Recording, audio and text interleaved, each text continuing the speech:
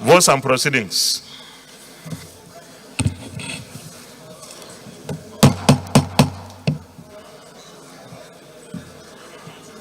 Votes and proceedings.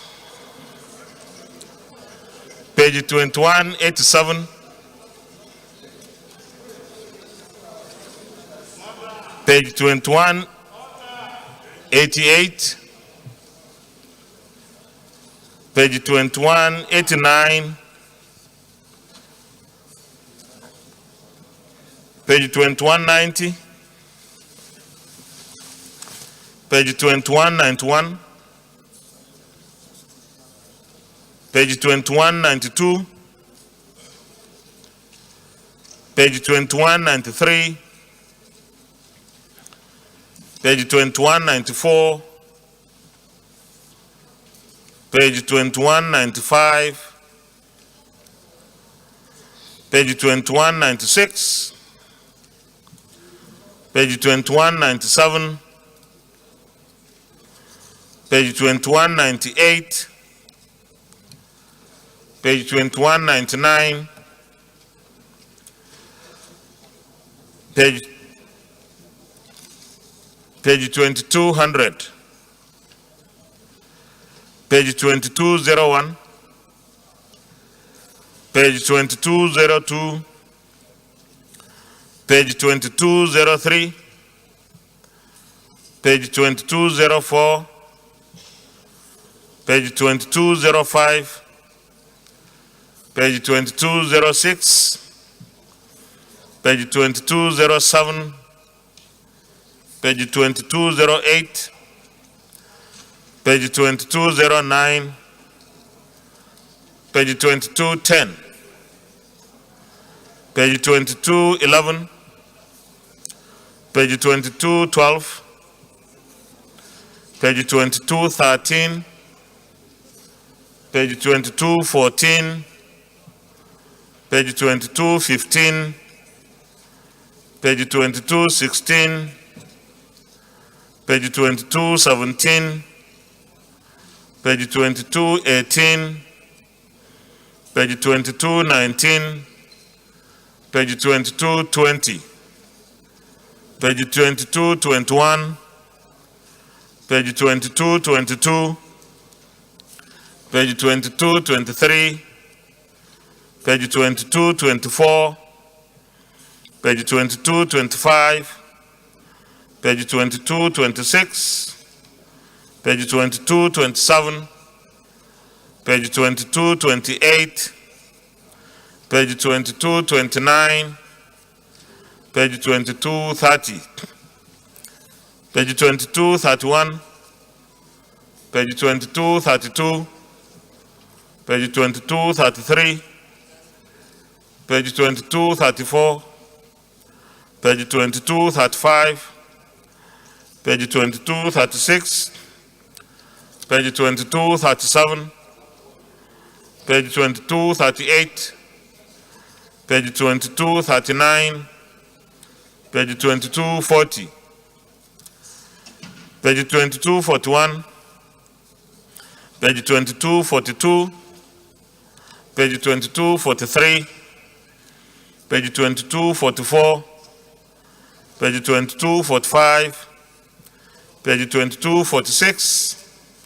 Page 2247. Page 2248. Page 2249. Page 2250.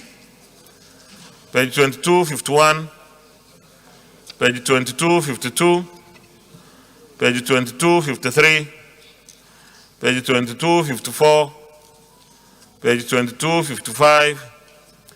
Page 2256. Page 2257.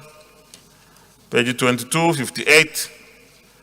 Page 2259. Page 2260. Page 2261. Page 2262. Page 2263. Page 2264. Page 2265. Page 2266. Page 2267. Page 2268. page 2269, page 2270, page 2271, page 2272, page 2273, page 2274. Distinguished Senator Oluremi Shade Tinubu.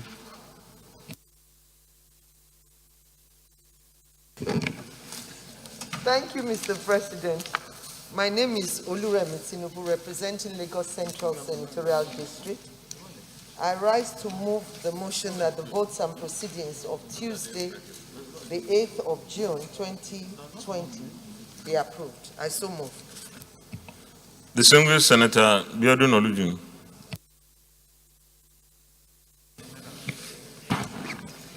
Thank you very much, Mr. President, for being gender sensitive this morning.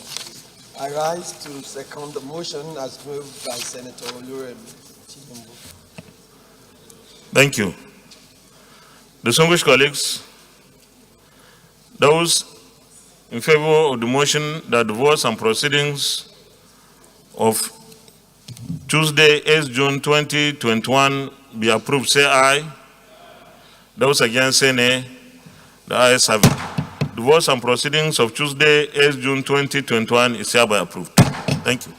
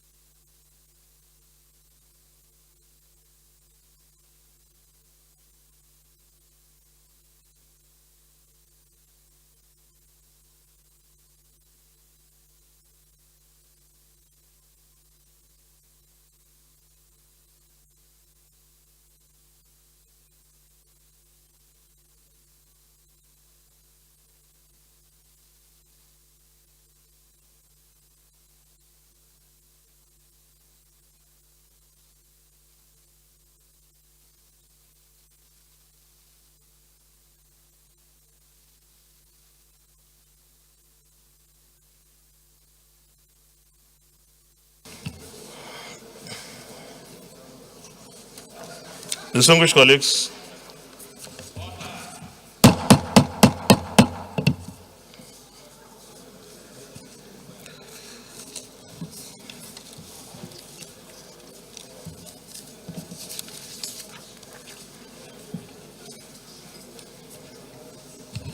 announcement, meeting of Northern Senators Forum. There will be a meeting of Northern Senators Forum today, Wednesday, 9th day of June 2021, venue room 01. Attendance is very important and all members are urged to be present, please. Signed, Senator Mohamed Adamu Alero. So it's supposed to be immediately after plenary. Okay.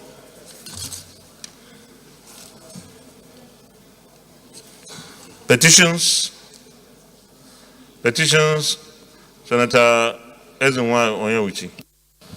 Thank you, Mr. President. Distinguished colleagues, my name is Ezenwa Onyewuchi, and I represent Imo East Senatorial District. Mr.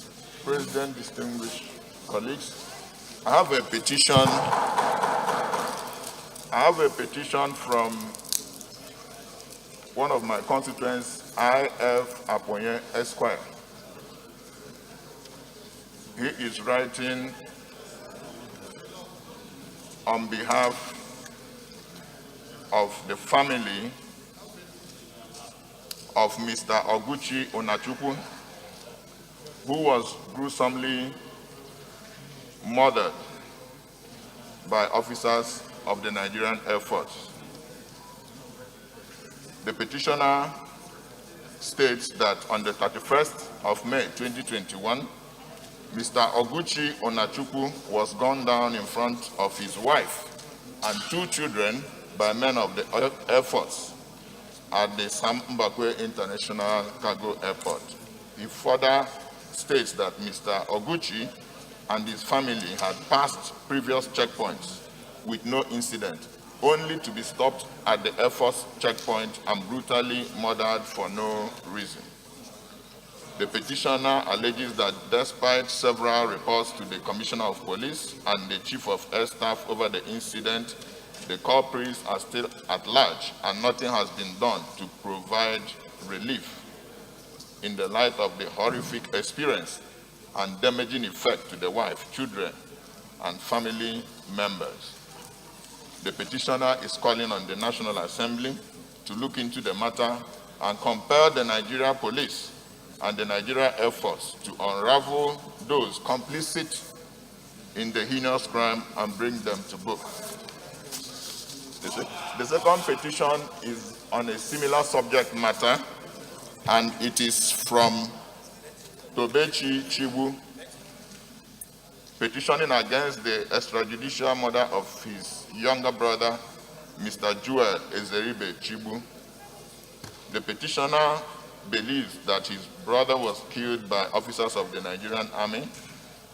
This is because, according to him, his corpse was taken to the mortuary by officers of the Nigerian Army on the 30th of May 2021, as confirmed by the mortuary attendant at the Federal Medical Center, Owerri. The petitioner further stated that the police at Imo State Command also informed him and his siblings that the soldiers on the 1st of May 2021 brought into their custody the diseased, damaged vehicle and also wrote a statement.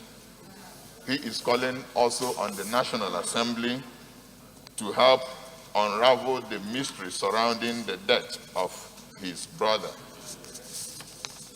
They are not seeking any judicial remedy, and if you permit, Mr. President, I will proceed to lay the petition before this Senate. Thank you. Is any of them seeking judicial remedy? You may let the reports, the petitions, please.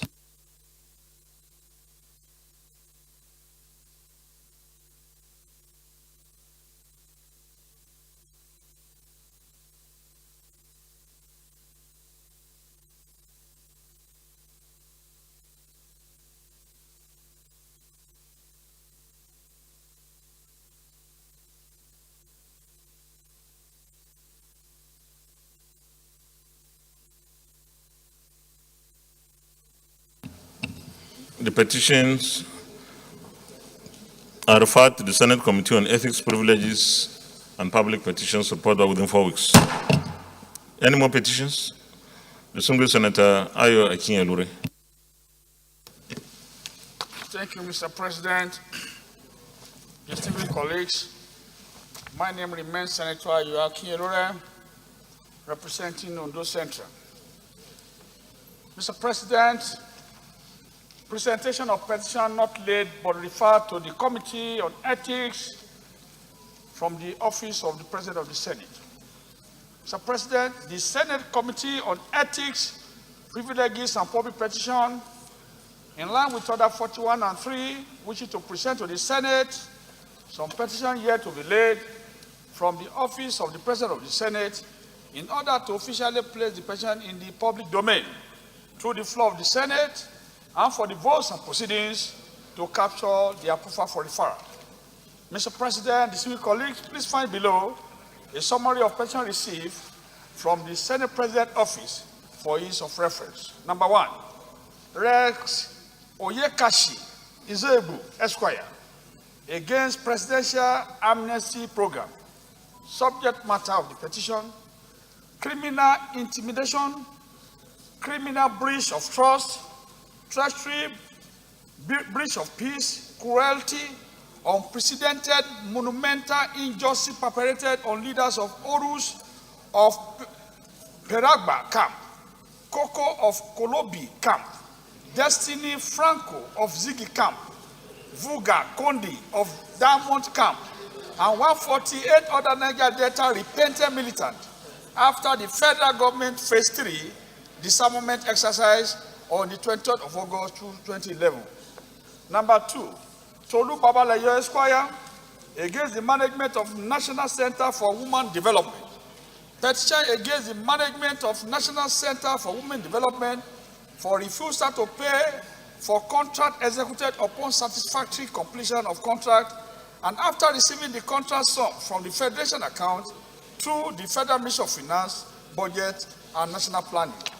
Number 3, Edwin Olorunfemi against the head of service of the Federation, critical observation and appraisal of the process of selection or appointment of permanent secretaries to federal ministries in Nigeria. Number 4, Adolphus Tosanwumi and 2 others against PPMC, the Unresolved Pipelines and Product Marketing Company Limited, MTJS Amazing, LPFO spill of 6 June 2009, and PPMC abandonment of its responsibility to the LPFO impacted communities or groups, a plea and a prayer for your revered intervention. Finally, Mr. President, number 5, Douglas B. Stephen, as referred to the Senate by Senator Obon Chris Ekpeyof, against the management of Port Harcourt Refinery, an appeal for intervention for compensation in respect of late Ben Stephen Oduka, knocked down victim of Port Harcourt Refinery vehicle registration number LA 9578AN. Mr. President, distinguished colleagues, to the best of my knowledge, none of the petitions is seeking the judicial remedy. I therefore move, distinguished colleagues, to seek the indulgence of the Senate to lay the petition before the Senate for official referral to the committee for further legislation. Is any of the petitioners seeking judicial remedy? You may lay the petitions, please.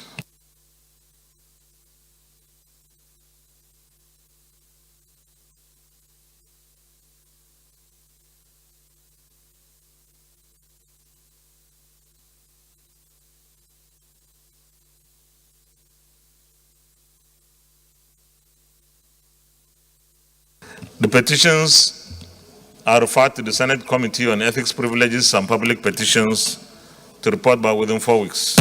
Any more petitions? Petition, Senator Gershom Bessie. Thank you, Mr. President. Gershom Bassi, Cross River South. Mr. President, I have 2 petitions here from my constituents. The first one is for the non-payment of salary, outstanding salary by the NYSC from my constituent, Mr. Etum Okon Asukwo.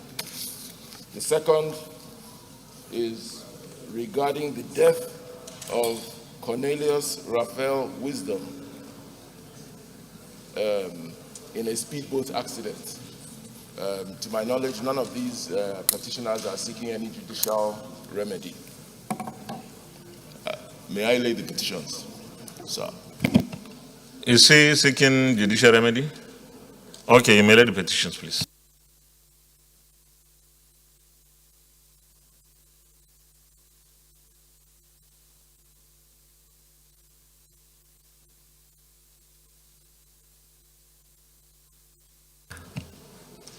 The petitions are referred to the Senate Committee on Ethics, Privileges, and Public Petitions to report with them forward.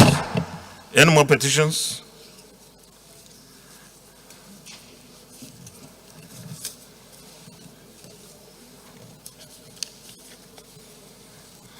Leader of the Senate.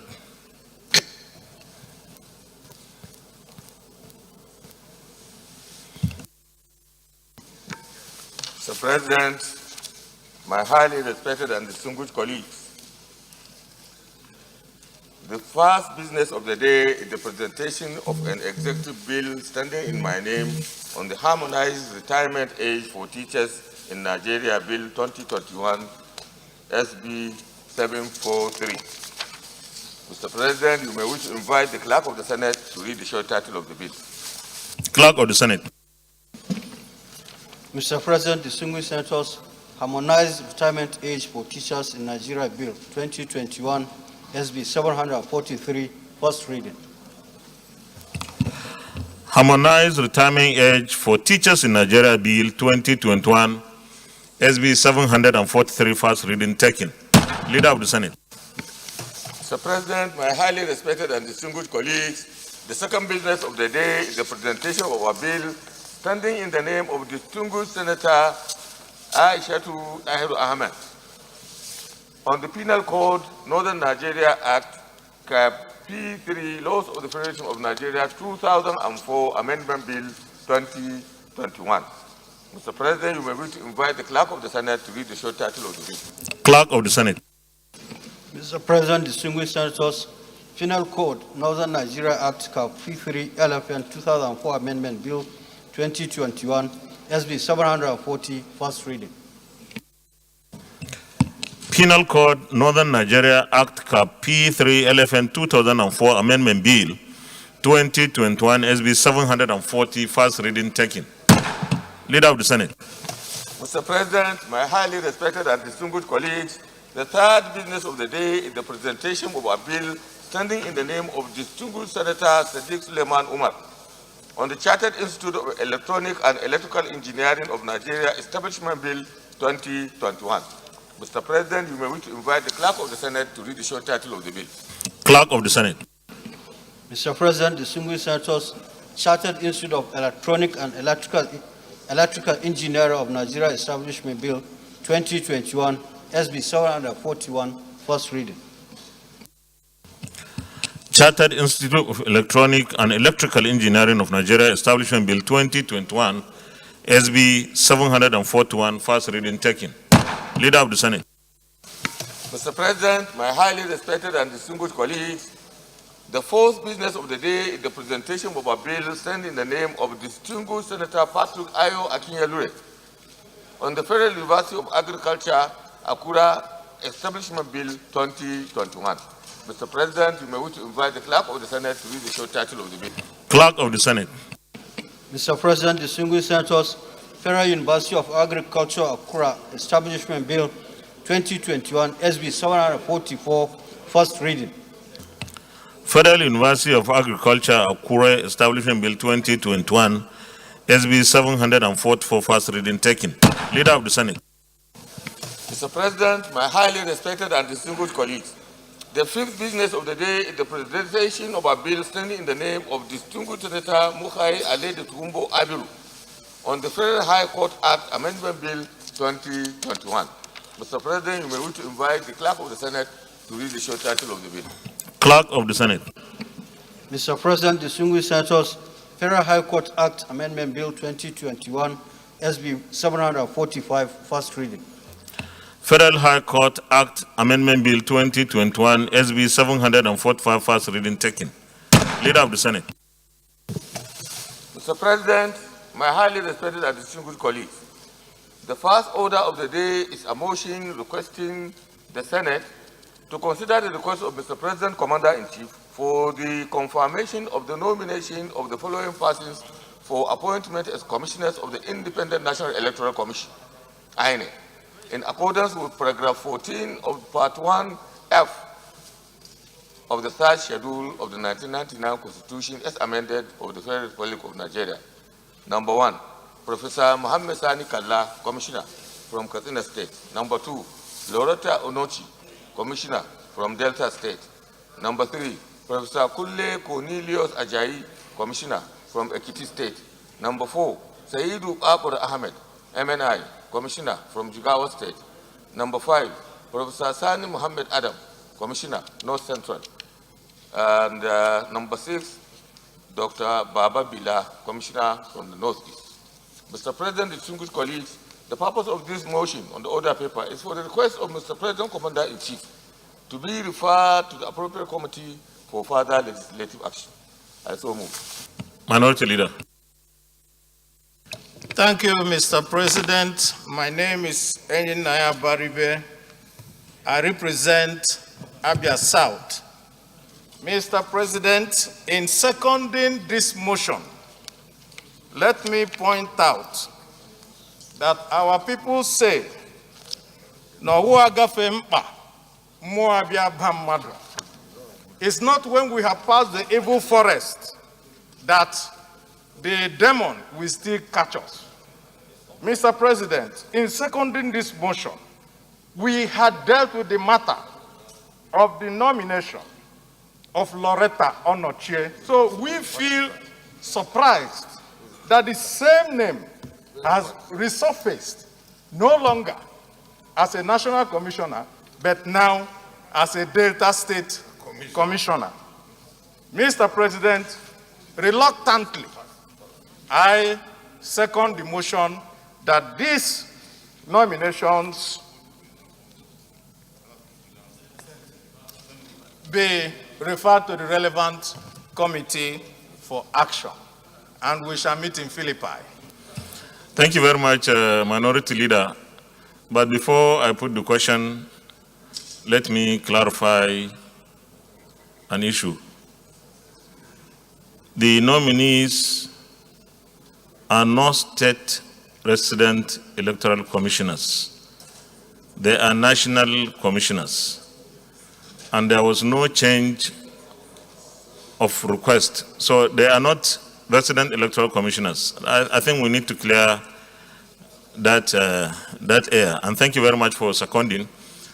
Distinguished colleagues, those in favor of the motion that the Senate do consider the request of Mr. President CNC for the confirmation of the nomination of the listed persons, say aye.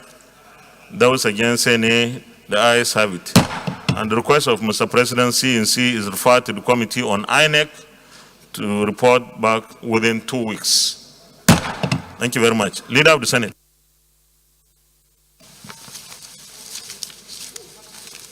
Mr. President, my highly respected and distinguished colleagues, the third order of the day is the special session of the Senate to mark the second anniversary of the 9th Senate of the Federal Republic of Nigeria. Mr. President, distinguished senators, may I move that the Senate do begin the special session to mark its second anniversary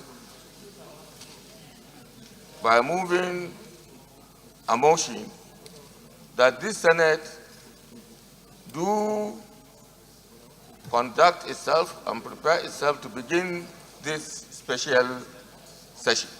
I so move.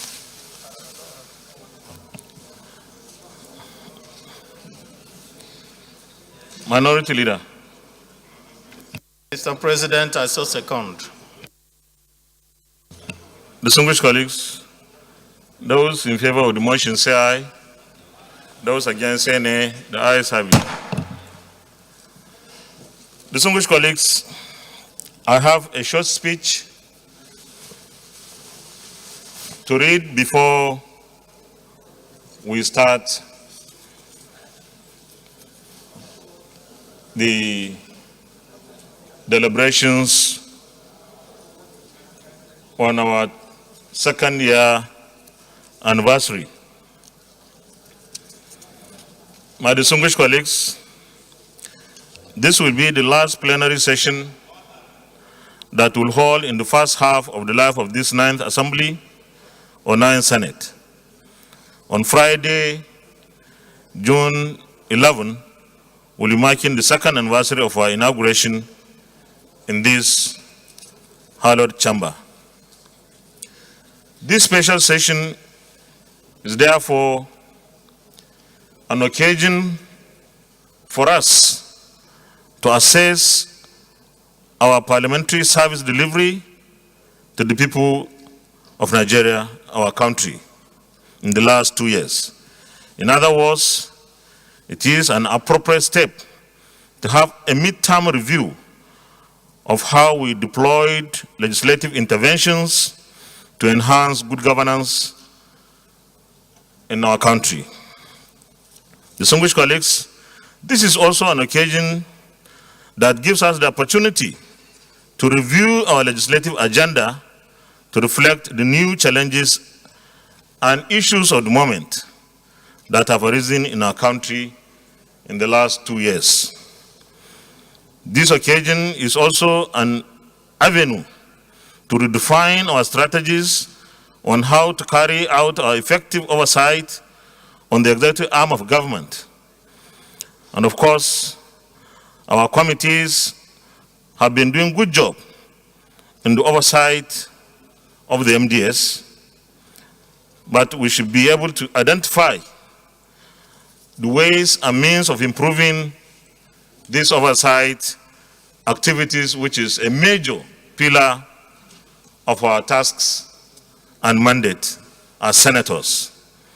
This is also an opportunity to renew, recommit, and dedicate ourselves to representing our senatorial districts in this chamber. In other words, this special session is for us to totally reflect on the discharge of our mandate to our people. Distinguished colleagues, we are halfway into our tenure, as we all know, and our country is facing numerous challenges, and our citizens need us to continue to provide the needed parliamentary interventions for the remainder of the 2 years of this term. In this regard, we need to listen to the voices of the people and also listen to the silence of our citizens who are quiet and they are in the majority. Distinguished colleagues, at the outset of our journey, in June 11, 2019, we had developed a comprehensive legislative agenda to guide us in the pursuit of our constitutional mandates of lawmaking, oversight, and representation. We recall that the agenda was developed against the backdrop of underperforming economy when we came in, security challenges, unemployment, and a myriad of other socio-economic problems. The thrust of the agenda was therefore to contribute solutions to those and other challenges and restore the hope of Nigerians in their country and their confidence in its democratic institutions, especially the National Assembly. The key focus areas of the agenda are the economy, security, constitution amendment, anti-corruption legislation, judiciary reforms, electoral reforms, and socio-economic development through poverty alleviation, jobs creation, education, and healthcare. Permit me, therefore, to examine some of the interventions we have made so far in those areas. Lawmaking. The primary responsibility of Parliament is to make laws for the good governance of that country. That is also the priority of our agenda. The Senate passed hundreds of bills, legislations including confirmation of appointments for executive arm of government.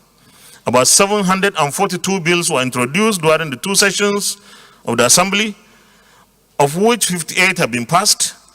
355 bills have gone through first reading, 175 bills have gone through second reading and have been referred to the relevant committees for further legislative business, while 11 bills referred by the House of Representatives for concurrence have also been passed. The bills cut across all the sectors and touch on most areas of needs in the lives of our citizens. The economy, as I've said earlier, we agreed in our agenda to focus on some key areas, including the economy.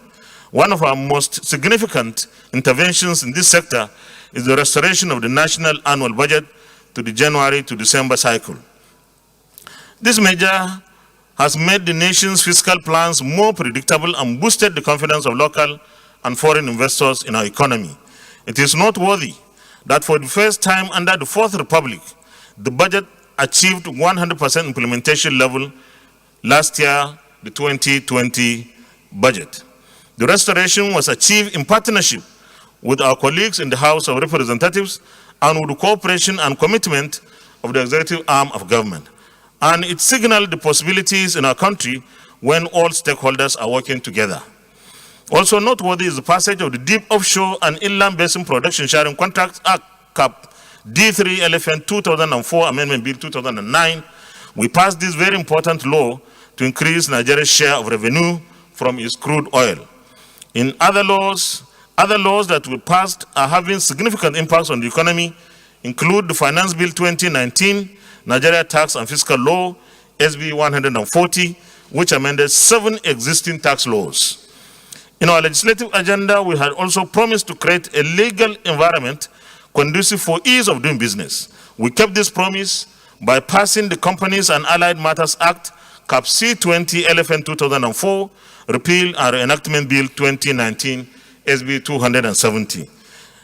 On the PIB, we promised to break the jinx on the petrol industry bill, and we are on the verge of doing this by finally passing the bill sometimes this month of June, something that has defied passage for over 20 years. On the security challenges, we are currently pushing our country to the edge to ensure security challenges are currently pushing our country to the edge of the precipice. Insurgency, banditry, kidnapping, and attacks on public facilities are occurring daily in many parts of the country, with our security forces stretched almost to their elastic limit. To address the emergency, we passed several resolutions as part of our legislative interventions and kept engaging with the executive in order to achieve the desired outcome. And here, this Senate, under the leadership of the Senate leader, held a roundtable discussion with all the security agencies, and we had very, very supportive resolutions which we passed to the executive arm of government. On Constitution amendment, the review of the 1999 Constitution has started in earnest, and of course, we had public hearings across the country in all the 6 geopolitical zones.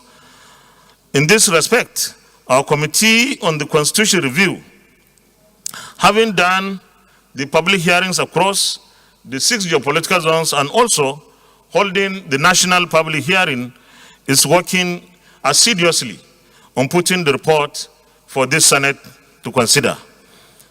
And we are expecting that before we go on our annual summer recess in July, the Senate, working together with the House of Representatives, will vote on the issues that will be brought before it as a result of our public hearing.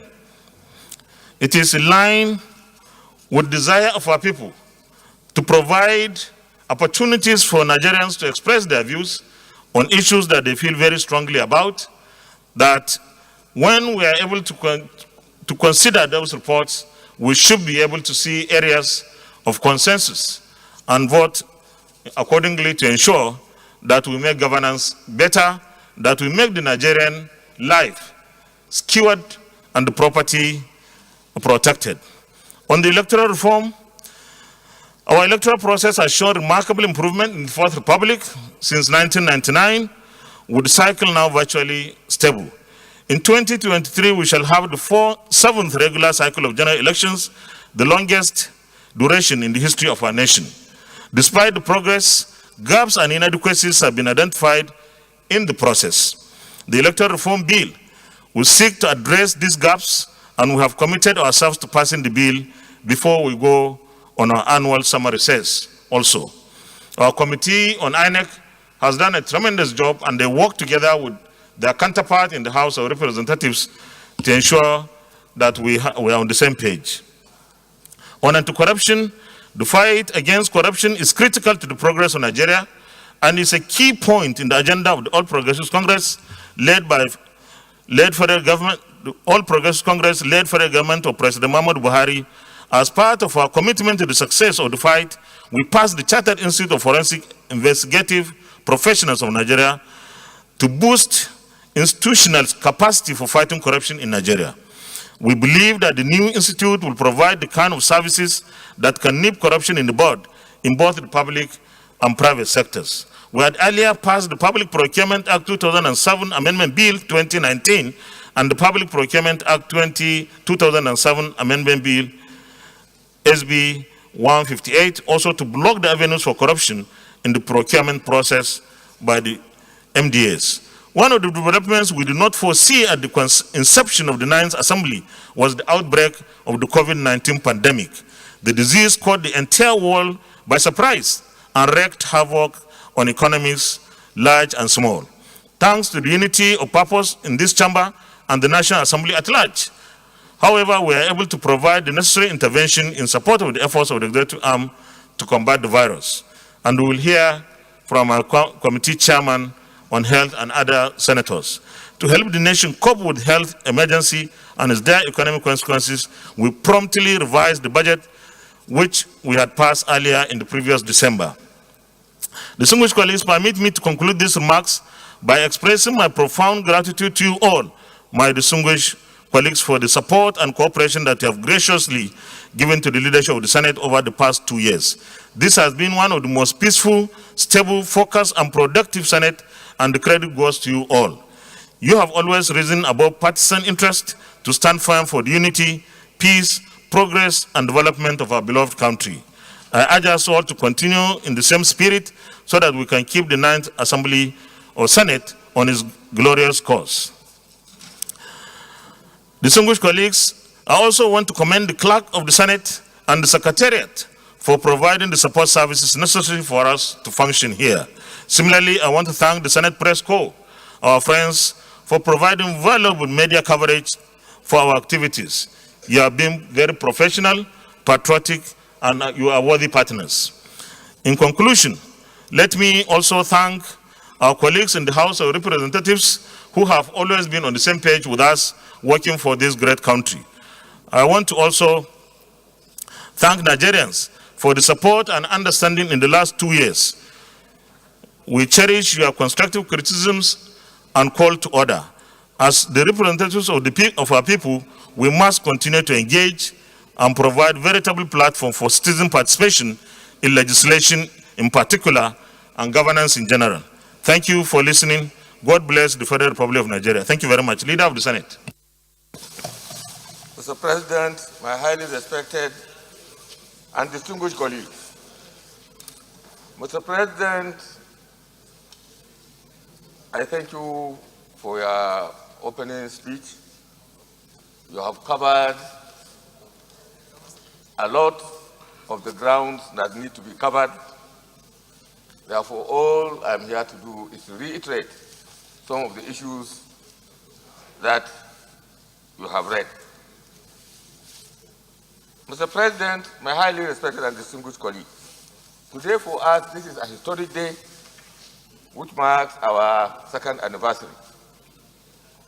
While we acknowledge the great work that has been done by our predecessors, let me put it on record that the 9th Senate has made a lot of progress on every front and therefore deserves to mark this very great day. When we started, I know that the 9th Senate is going to be significantly different and effective because it started with a conviction that we need to work for Nigerians by collaborating and engaging with other arms of government. Today, the 9th Senate, like the Senate President has said, has passed 70 bills in 2 years.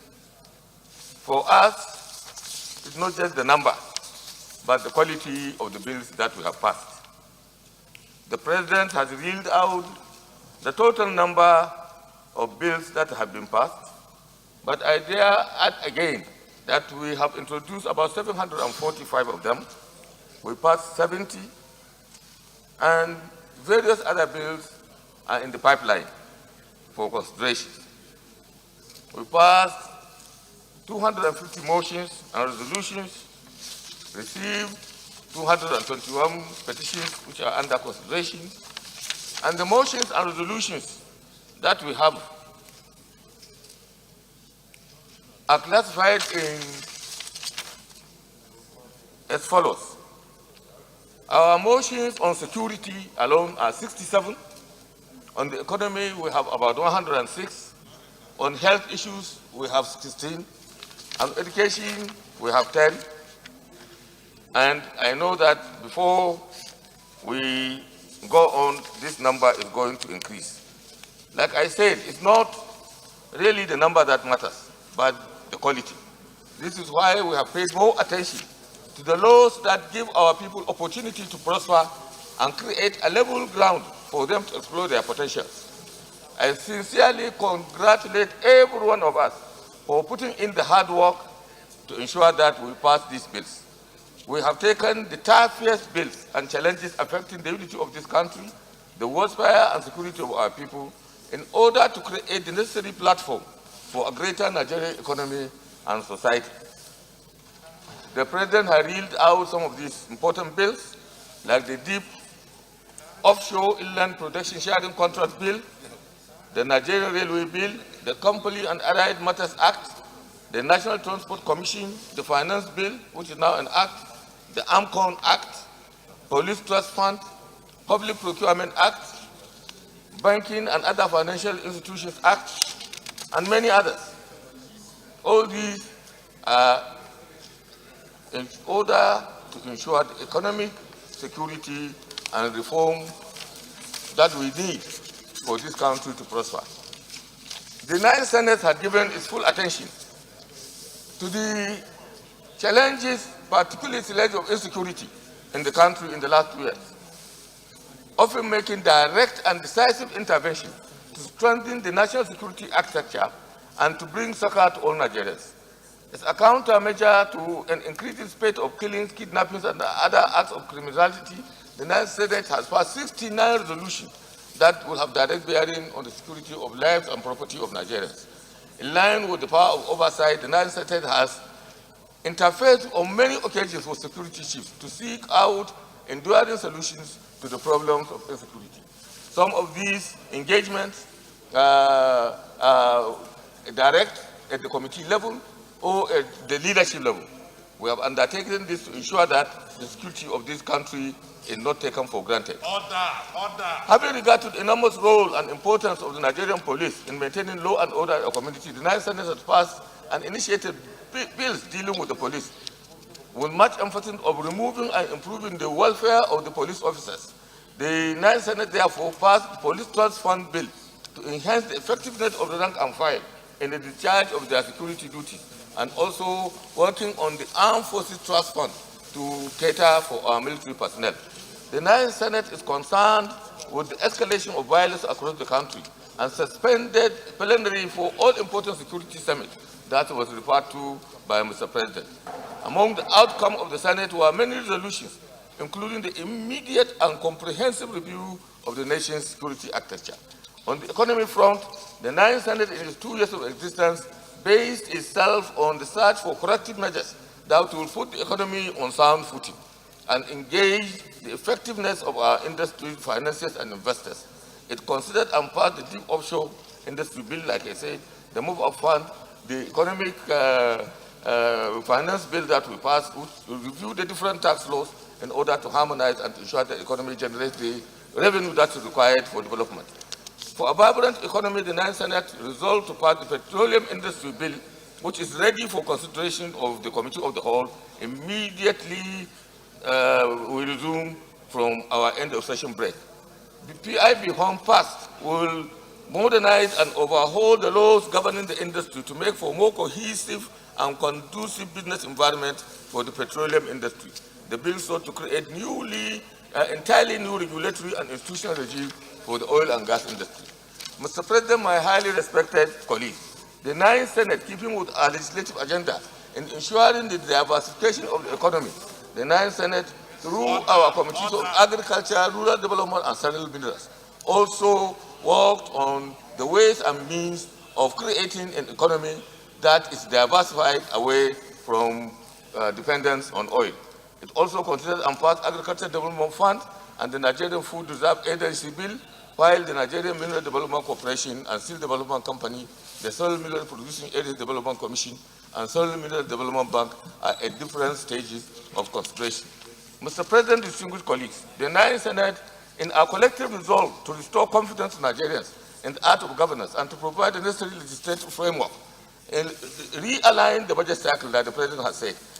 Now, this realignment was fundamental because it allowed this country to go through the COVID thing without losing out as much as even the most advanced countries of the world. So Nigerians were saved, really, literally, by the action of the 9th National Assembly in shaping the business cycle to ensure that businesses and the entire national economy does not go into recession. The amendment to the Constitution, like the President has said, is on, and we have gone through both the zonal and national interactive sessions, and very soon before we go on our summer recess, the issues will be tackled and resolved once and for all. The electoral amendment bill will be tabled for consideration and passage, like the President also said, before the Senate closes for its summer vacation. Mr. President, in any journey such as ours, there are always difficulties that arise. But I am very happy that we have been able to navigate the waters with modest success while trying to maintain the unity and strength of this institution. Mr. President, my highly respected colleagues, I am satisfied with the modest achievement of the 9th Senate in the discharge of its constitutional responsibility with much diligence, unity, and commitment to work for Nigerians in line with our legislative agenda. And a statement will continue to raise our capacity to work diligently for the unity and for the good of the entire nation. I thank you, my colleagues. I thank you, Mr. President. Thank you very much, Leader. Minority Leader. Thank you, Mr. President. My distinguished colleagues, my name is Naya Baribe, and I represent Abia South. The minority leader would like to decline making any comments. Thank you. Thank you for those comments.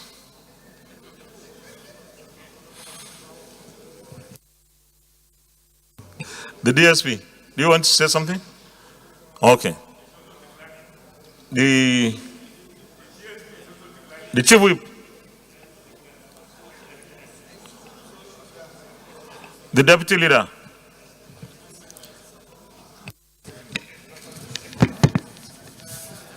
Thank you, Mr. President.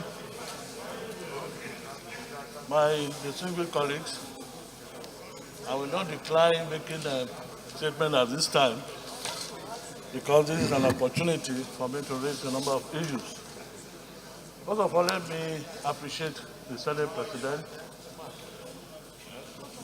It's on.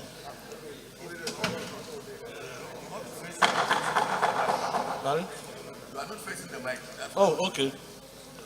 Let me first of all appreciate the Senate President, under whose leadership we have been able to achieve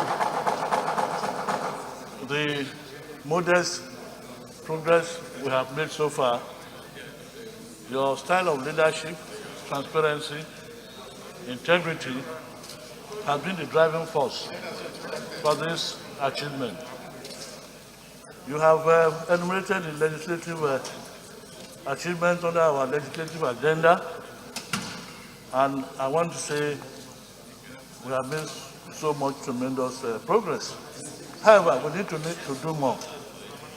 I think this occasion is not for us to praise ourselves, as we have said, but to assess our performance and to encourage ourselves to do more in the interest of this nation.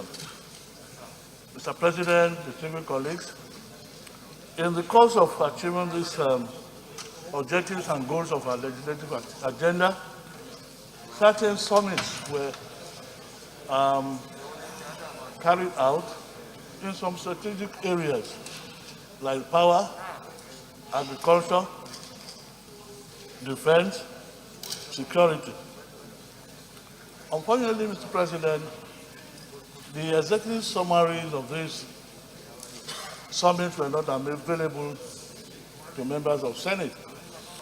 We are the spokesmen of Senate, not along the form of press conferences, but we have a spokesman for the Senate. Mr. President is also there to speak for us. But in a way, in our constituencies, in some fora, we've become the spokesman for the Senate. And we need to be equipped with this information, executive summary of reports on the agriculture, for instance, power. So, Mr. President, I would suggest that this document is available, to be made available to members of Senate. Mr. President, I think it's not a hidden secret that the Senate is one of the most criticized institutions in this country. And it is based on misconception of our mandate and how we operate.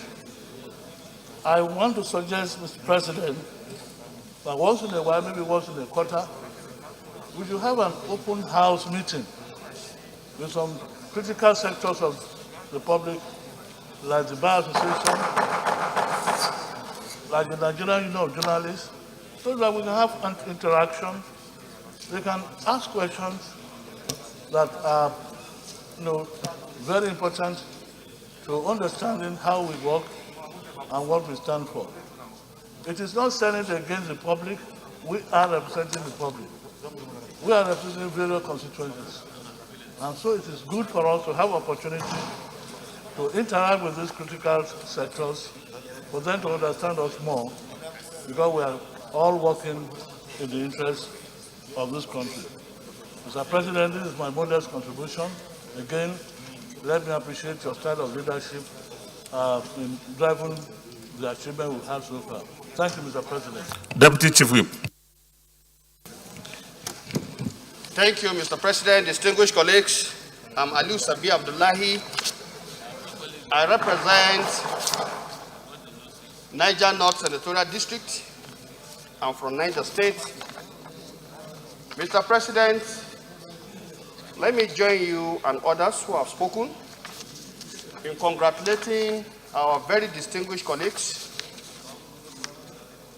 and to thank Almighty Allah for giving us this grace of witnessing 2 years of our legislative years in the cycle that we have. Mr. President, distinguished colleagues, as we celebrate these 2 years today, mine is to say that, of course, we were guided by our legislative agenda, for which you have so carefully informed us of what we have been able to achieve. And the leader has also made additional points on that. Mr. President, distinguished colleagues, the point I would like to stress today is to tell us that the unity of purpose, which we have so marvelously worked for up to date, has enabled us to achieve those giant strides you have mentioned. And I think if you look at one of the bills you have mentioned, the production sharing contract, which never saw the light of the day until this assembly, is a testimony to how we have been able to work in very clear terms and in unity in the interest of this country. If you also examine the present challenges that this country is facing, it requires that all of us must act in unison if this country is to be salvaged from the challenges that it is presently facing. And that is what is significant. There is no system that is ever perfect, but when a system, as imperfect as it may be, has stability, then it will be able to walk through and solve the challenges that beset that system. And I think as members of this distinguished Halo Chamber, that is the national duty upon us. That is the constitutional mandate upon us. And I would like to urge and appeal once again that we need to really work together and find common grounds and solutions to the problems that beset this country. There is no doubt the aspect of security, which is clearly linked to the economy, is the key challenge. We have been deliberating almost every day when we come in here. We have been discussing, and I think we will never get tired of discussing, because that's exactly why we are brought by the mandate we have of our people to be in this chamber. Mr. President, my distinguished colleagues, let us not take this opportunity for granted, because one day we will be by the side and we will have cause to reflect back and see what we have contributed. And I think the remainder of the 2 years we have, by the grace of God, should serve as another opportunity for us to walk through areas we have not been able to achieve. And I know we have quite a lot ahead of us. The PIB is there, it's one litmus test. The Electoral Act amendment, the constitutional amendment, which we hope will be able to address the very fundamental issues. And in doing so, Mr. President, distinguished colleagues, let me remind us that there is no group in this country today that has the legality, constitutionality, and mandate to address these issues than those of us seated in this Halo Chamber. And I think we have to take this very seriously, so that at the end of the day, when duty calls upon us to look at these issues, we should look at them and dissect them as statements, believing and trusting that doing so is for the collective interest and mutual benefit of all of us Nigerians.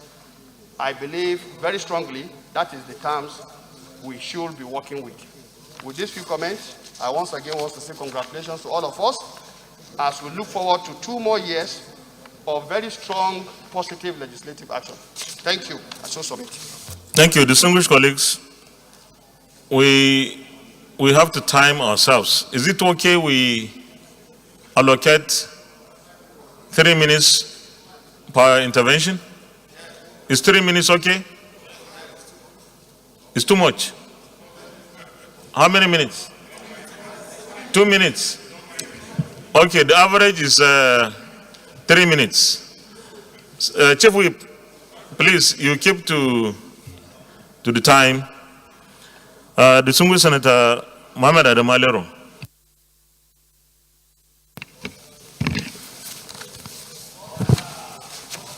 Thank you, Mr. President, distinguished colleagues.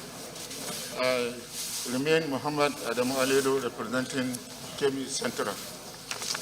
Mr. President, I have the singular honor and privilege of designing the agenda for the 9th Senate. And since inception, we have religiously followed that agenda.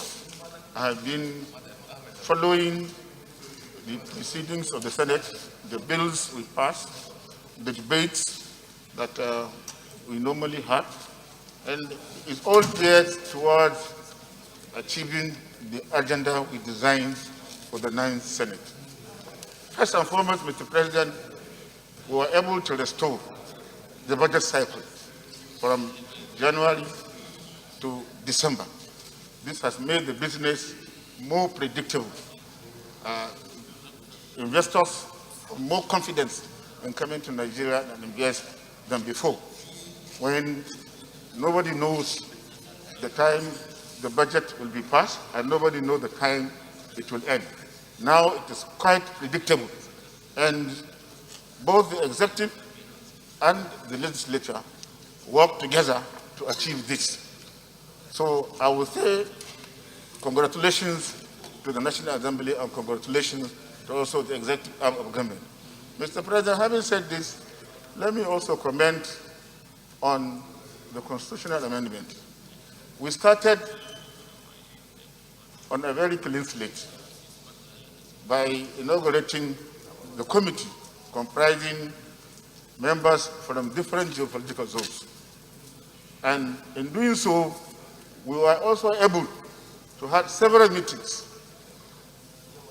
We discussed topical issues in the country during that meeting: restructuring, electoral reforms, local government autonomy, independence of the judiciary, office of the Accountant General of the Federation, office of the Minister of Justice and Attorney General of the Federation, and so forth. And we were also able to have subcommittees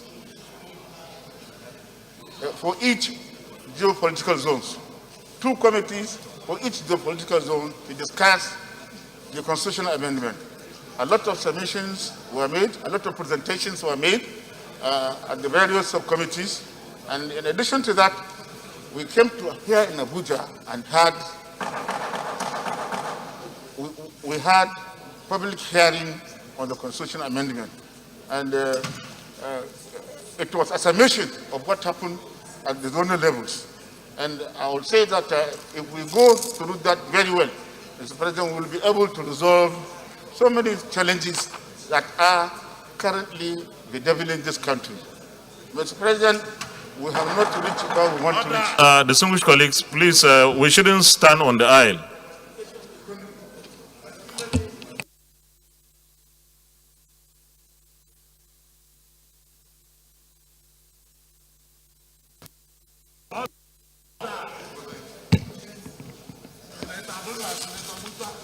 Mr. President, we have not reached where we want to reach. We talk so much about diversification of the economy. We passed a lot of legislation to reform the agricultural sector so that agriculture will be seen as a business so that we can grow enough food for ourselves and even export, create employment, alleviate poverty. But Mr. President,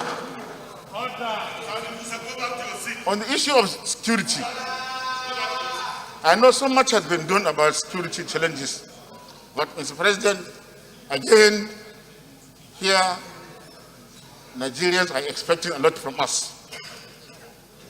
We are not there yet. So we have to redouble our effort to ensure that we secure this country. We had several meetings with the service chiefs. The various committees had a lot of meetings with the security agencies, all geared towards securing Nigeria. But we are yet to be there, Mr. President, and I therefore want us to redouble our effort to ensure that Nigeria is secured. Lastly, Mr. President, because of the time factor, I will talk about electoral reform. Mr. President, electoral reform is very, very important to the survival of democracy in Nigeria. We have to do all we can to ensure that we pass the Electoral Act so that elections will be credible, acceptable, and will be free and fair. If we don't do that, Mr. President, the 9th Assembly will be failing its responsibility. And I'm happy when you mentioned that before the end of June, we will be able to pass the Electoral Act. The PIB, we have debated on it. It is now at the committee stage.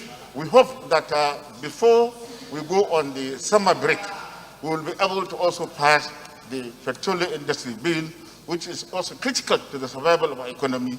And with these few comments, I rest my case. Chief Whip. 3 minutes. Distinguished Senator Ibrahim Olorogbe. Thank you, Mr. President, distinguished colleagues. My name is Ibrahim Yaya Oloriegbe. I represent Kwara Central Senatorial District. Mr. President, distinguished colleagues, let me join the previous speaker to congratulate all of us, particularly our leadership, for today. Whip, please leave Senator Smartadem. Release his leg.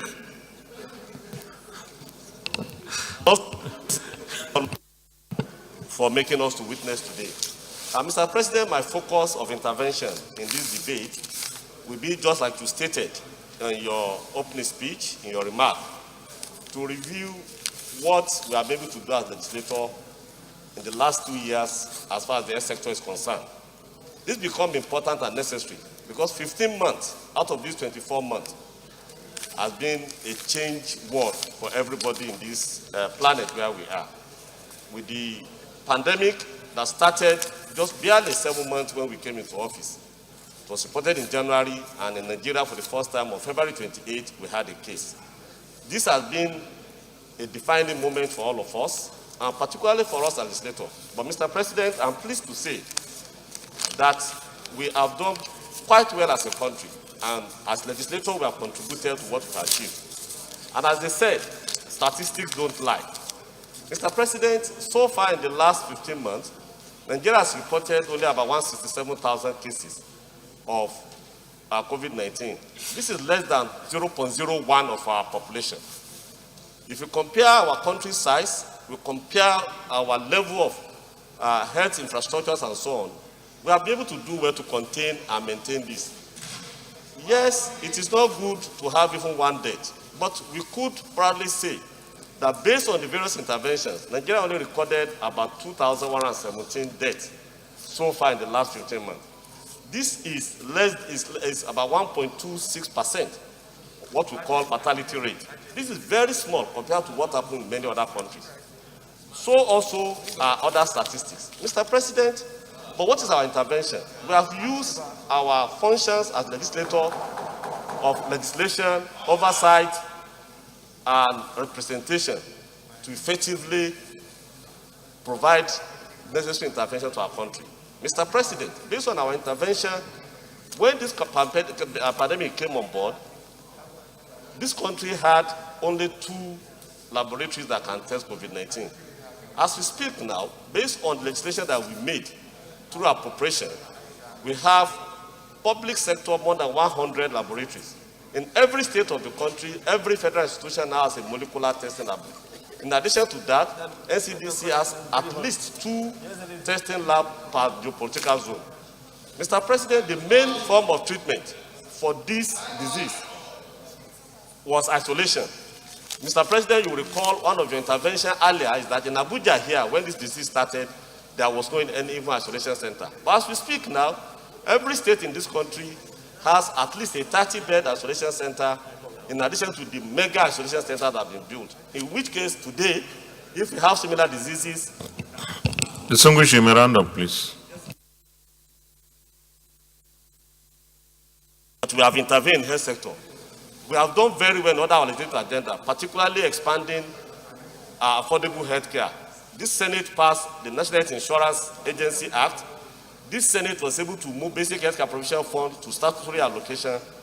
And I want to summarize and say that it's not yet huru for us. We have a lot to do in the next 2 years, particularly to expand access to our people in terms of financing healthcare. I look forward to in 2022 budget, we'll be able to do better in terms of allocating more resources, particularly passing what we call syntax law that will help us to improve healthcare financing. Thank you, Mr. President. Thank you, Senator Gabriel Suso. Mr. President, my name is Dr. Gabriel Suswam, Benue North East. Mr. President, let me thank the leader for leading this debate on our journey so far. Mr. President, if you have a problem and say you won't talk about it, that is not the solution. So I was sent here to talk on behalf of the people of Benue Northeast, and so I must talk today. And in talking, Mr. President, I want to say that in spite of the challenges, in spite of the shortcomings, I want to beat my chest and say that as a parliament, we have taken necessary steps to do what we were sent here to come and do. No matter what whoever says, Mr. President, you read an agenda that we set for ourselves. And consciously and deliberately, as a parliament, we have taken steps to achieve some of those set objectives for ourselves. And since we came here from day one, we've been confronted with the serious issues of insecurity in this country. And what have we done? We have addressed this issue with past resolution. This chamber set up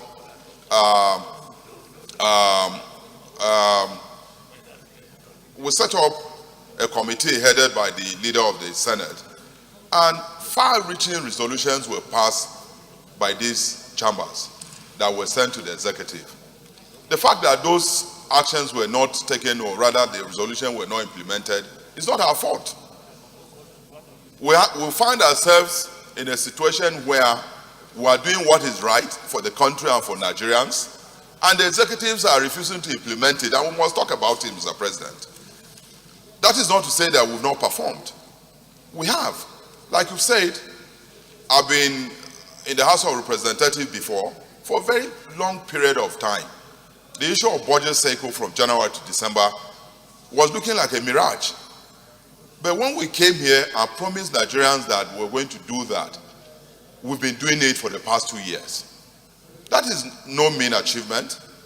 And so we as a parliament, we as a Senate, we have tried to address the fierce hopes and aspirations of Nigeria on this floor. Unfortunately, Mr. President, the executive have rather been intransigent in implementing what we pass here. And so we can't say that is our fault. We have tried. A journey of 4 years, we've done 2 years. With the bills that you mentioned here, and those that have been passed, and those that are waiting passage, and with the promise, I want to join Senator Adamu Elero, that the Electoral Act, Mr. President, that Electoral Act is the concern of each and every Nigerian to create transparency on our electoral system. And Mr. President, when you promise, we believe that as our leader, you always fulfill that promise. Please, Mr. President, let that Electoral Act be passed with the clause that deals with transmission, electronic transmission. The rumor has been that there's a deliberate attempt to remove that clause out of that Electoral Act and the card reader. Mr. President, if we pass that Electoral Act transparently with the electronic transmission and card reader, Mr. President, all Nigerians will clap for us. And I believe that you always stand for transparency and you will not allow those clauses to be removed from that Electoral Act. Mr. President, we've done well. And I want to congratulate ourselves. The Igbo people say that Gama Rizat that jumped from the Iroko tree. If there's no person to praise him, he knows his head. Mr. President, let us know our head. We've done well. May God bless us. Thank you very much. Distinguished Senator Chukwuka Utazi, Enugu North. Thank you, Mr. President. I want to join the rest of our colleagues here to congratulate you on the leadership of the 9th Senate for living up to expectations, working very hard to make sure that things work well for the country and in the job you are elected to do here. It is not easy sitting on that seat and administering the issues that come on a daily basis before you here. So I congratulate you on the leadership. And having said that, Mr. President, I want to say that in these last 2 years, The executive legislative relationship has been a good one. We have had one retreat with the executive. We never had it before, but we had this period. We usually know that once in a while we sit with Mr. President in the Aso Rock and discuss with him for a dinner. But since 2 years, we never had any dinner with Mr. President. But we are still cooperating. Mr. President, I also want to say that unemployment has been an issue here. We have been discussing about this unemployment. And I remember that I brought a bill, a motion, after the election of 2019, where I discussed the issue of bridging the gap between the haves and the have-nots, nipping in the bud the seed of looming violent revolution. I brought it at this floor as an agenda-setting motion for this 9th Assembly and government that was newly elected. We have made efforts, Mr. President, to see how we can do that, but enough has not been done. I hope that in the remaining 2 years, we do something more. I also brought a motion here in this 9th Assembly on power needs of this country, that if you want private sector to take leadership in driving the economy, that they have to do something. That motion, we addressed it very well and set the process in motion with Senator Suswan leading in his committee. We have not done well with that as far as I'm concerned because the problems are still lingering. But 2 years is still enough for us to handle that. Insecurity has been staring on us on the face and causing a lot of problem here. We have had more motions on insecurity here than we have had on any other thing. It's a pointer that something is wrong, and we'll have to look at it. We want Mr. President to be more forthcoming in terms of speaking against the headers and farmers clashes in this country. We want Mr. President to be open to talk to us. We want him to speak to the issue. We want him that those of us that are bothered so much about the activities with the farmers and the clashes there, we want our president to condemn in its entirety of the activities of the headers that are making life unbearable for us in the southeast, especially in Enugu. So we want him to talk about that. And we want to also say that, that the activities have reached a dimension that they should be declared terrorists. That's what they are. Anybody carrying AK-47 and threatening the life of others is a terrorist and should not be allowed. That we should do that. It's very, very important. We also have been confronted with the agitations of people who are from all parts of the divide. It's a pointer that something is wrong. If we are having agitations, is a pointer, and it is our duty as parliamentarians to point the way forward so that things will be done. If we do that, Mr. President, it's going to be well with all of us here. I also want to talk about the constitutional review. It's very, very important that we are taking it, Mr. President. We are taking this constitutional review. The Southeast Geopolitical Zone needs one state, and it has been done. The CONFAB agreed on one at other states. We want that this constitutional review, that we look at it properly and use this opportunity to bring the Southeast at par with the rest of the geopolitical zones. It's very, very important that can make down the tension in the Southeast and make sure that things work for our people very well. So it's very, very important. There are issues in structuring. If we please round up, because this is supposed to be 3 minutes. Yes. Mr. President, I'll talk about restructuring. We have to look at it. APC came up with their report on that. And I have the volumes of that report by APC as a party that is in charge of government. Let us look at that report, because they supported restructuring.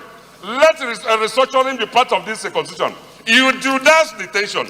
That's what we are doing as a parliamentarian. It is within our competence to do that. And I am urging this assembly that by the time we come to vote on all the issues that are all of us here to agree and make sure that we vote for that and get this done for people.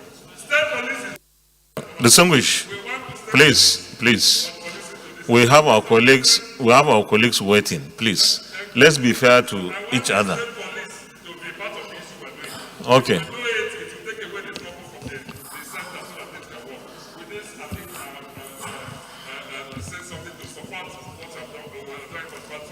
And what is expected Distinguished colleagues, before Senator Solomon Adiola takes the floor, please, I want to make this appeal. We are supposed to be fair to each other. If we say 3 minutes, we have over 30 senators who want to speak.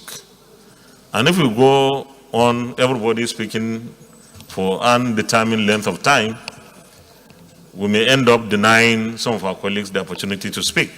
So please, I urge all of us to speak within the limits. Senator Solomon Adiola Olamileko.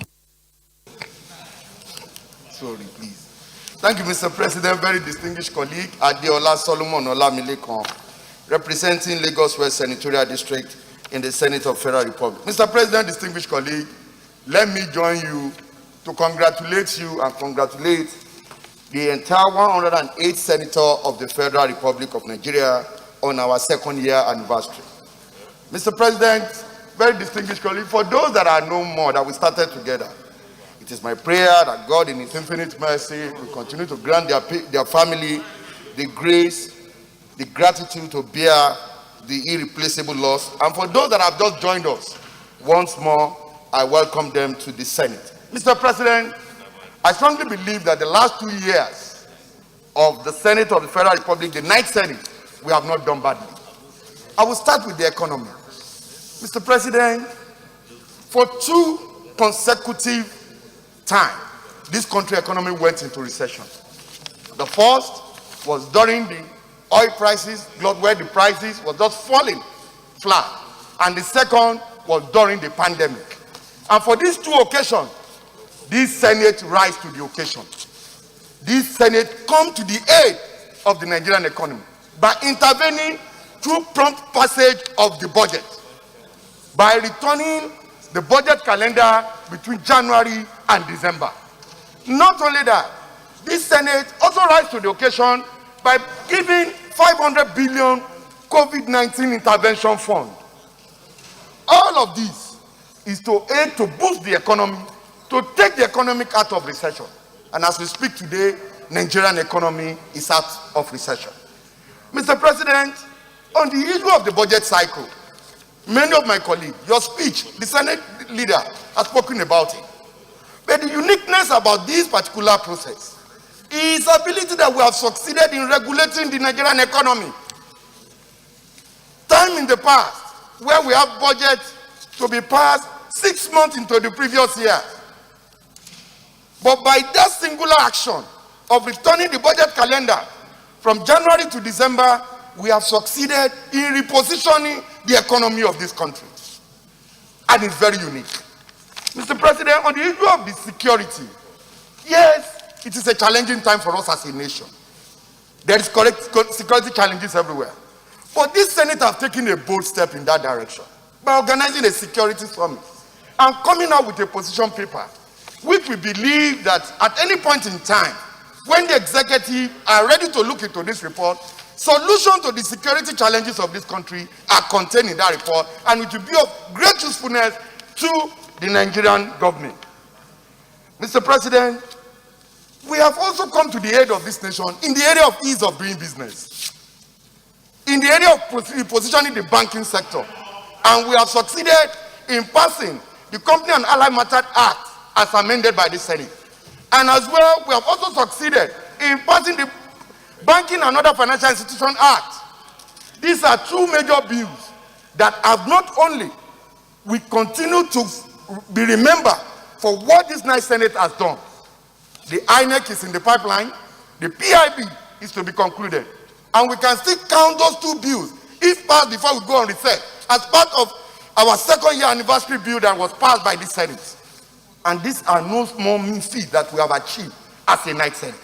I want to congratulate every member of this Senate who have worked tirelessly hard to ensure that all these objectives are achieved. Mr. President, in accordance with the legislative agenda which we have read out, no aspect of our legislative agenda we have not attended to. No. In terms of motion, in terms of bill passage, we have attended to every aspect of the legislative agenda. The only aspect that was left out and which we never officiate is the issue of COVID-19. Is the issue of COVID-19. But as far as we are concerned, we are on track. and we are doing our best. And we will not relent on our effort until we are able, through legislative intervention, to have a Nigeria that is acceptable to all, a Nigerian that we all be proud of. I so submit, Mr. President. Senator Olubimi Adetumbi. Thank you, Mr. President. I want to thank you for the privilege of this voice and to congratulate the entire Senate for the successful 24 months of deliberations in the chamber.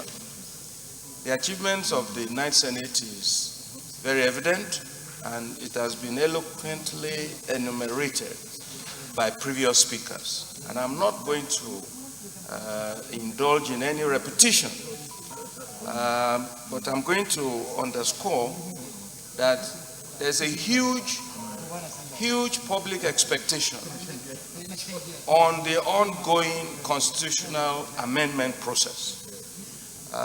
The entire country is waiting on the National Assembly to give the public a source of hope for a stable future for our country. One can only pray that this exercise will be successful and meet the popular expectation of Nigerians. Because bottom line, it's a game of numbers, and the proposals are out there, and it will be subjected to voting. We just pray and hope that the outcome of our decisions here will make Nigerians happy, and it will create an atmosphere of peace and met expectation. This is one area that I believe that as a chamber, we need to work very hard to make sure that we deliver to Nigeria the type of constitutional amendments that they require. Emphasis has been made on the need for expeditious completion of the Petroleum Industry Bill and the INEC Bill, Amendment Bill. These are areas where the challenges within the general polity can be stabilized. And I hope and I pray that this Senate will live up to expectation. Finally, I would like to remember our fallen heroes in this chamber. Many of them will remember their contributions to the business of our country, the solutions that they have offered, and we pray that their soul will continue to rest in peace. Thank you, Mr. President.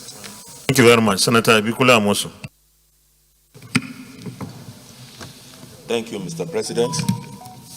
Distinguished colleagues, Ibikunle Amosu, I represent Ogun Central Senatorial District. Mr. President, first let me congratulate you, and let me congratulate all the distinguished members of this Senate. Mr. President, let me say from onset that yes, we are not where we want to be. We are not yet there. But clearly, we are on the right path, despite all the challenges that we are having. Mr. President, without sounding repetitive, I will just highlight some of the achievements that we've made here, which several of our colleagues that spoke with me have highlighted. First, which is very important, it is the restoration of this, our budget cycle. People will want to just gloss over it and say, oh, yes, what about it? But truly, it is something that we should. At any time that they are discussing about this 9th Senate, we should say, yes, we'll restore sanity back into our budget cycle. Mr. President, the foundation for what I call a good Nigeria, a better Nigeria, we are laying it every day with our collaboration with the executive arm of government. Mr. President, I will mention about 4 or 5 of those critical things that we have done, or we are about to conclude. Of course, everybody has talked about the Electoral Act.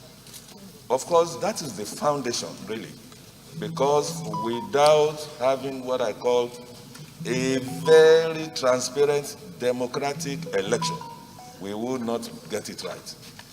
And I'm happy that this Senate is working day and night to make sure that we pass this Electoral Act before even we go on our holidays. Another area where I want to commend us, it is this area of constitutional amendment. And Mr. President, I was here in 2003 to 2007, which we run around like this, and eventually the thing was thrown away. But this time around, with what we are doing, and with the active involvement of you and other leaders of this Senate, I think Nigeria will be happy with the outcome of the constitutional review that we have promised. And you said it again this morning, that we'll do all within our power to make sure that before we go on this our vacation, it will be done.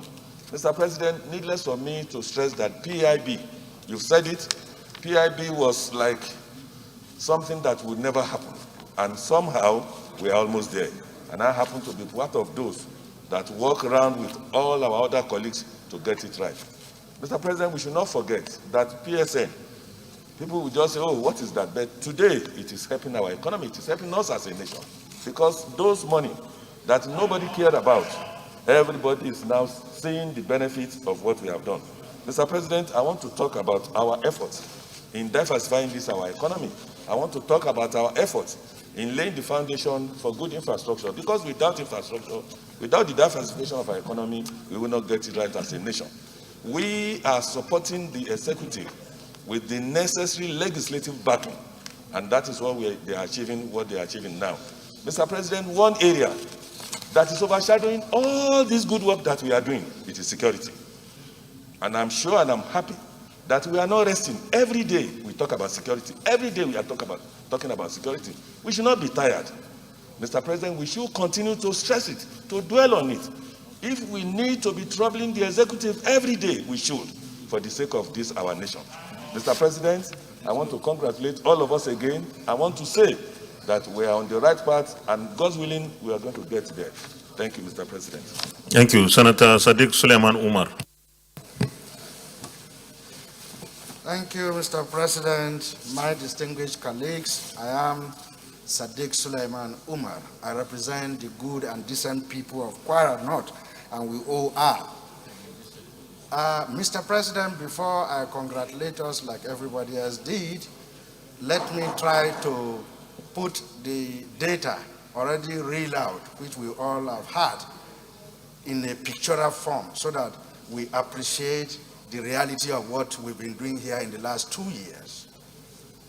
Mr. President, my distinguished colleagues, the bills that have been brought here, about 745, the motions passed 250, they all fit into the framework of our legislative agenda, and indeed, the nation's mood and the nation's reality. For example, let me put the picture clearly for us to see. Out of the 250 motions that we took here, 80% of these motions were only focused on only 4 key sectors. Number one, the educational sector. 4% of all motions we took was on education. 6.5% was on health sector. 26.5% of these motions was on security. And 42.4%, I repeat that, 42.2% of all the motions we took here was on the economy. Now, it's clear that our distinguished senators are aware of what the situation is in this country. They know what their constituents are going through and what they need. And that is why education and health, that are the key drivers of our societal development, have been a priority to them. They also know that security is the key to achieving all other things you want to achieve. Without security, nothing can happen. That is why they dedicated their efforts to 26% of all the motion. And like in US, it's not only in the US that the economy is stupid. It is in fact even more stupid here in Nigeria. And distinguished senators recognize that. And almost half of all the motions they brought here is about the economy and the economy. Now, the bigger question when we ask is that, and so what? Yes, there is a big deal. This is our job. This is what we are asked to do, to pass laws and bring motions to solve problems. We did that. So congratulations, our distinguished senators, for a very good job so far. And lastly, Mr. President, we have confirmed about 60 requests from the executive. And I know this is controversial. Some people will say, oh, we just passed. Anyway, I'm aware that this Senate, part of our legislative agenda is that we are going to have a Senate that works for all Nigerians. To have that Senate means we must ensure systems are working, are functioning, personnel are there to move things forward. And therefore, we do not joke with any confirmation that we need to do so that systems will work in this country. Thank you very much, Mr. President, for the opportunity. Thank you, Senator Rocha Sokorocha.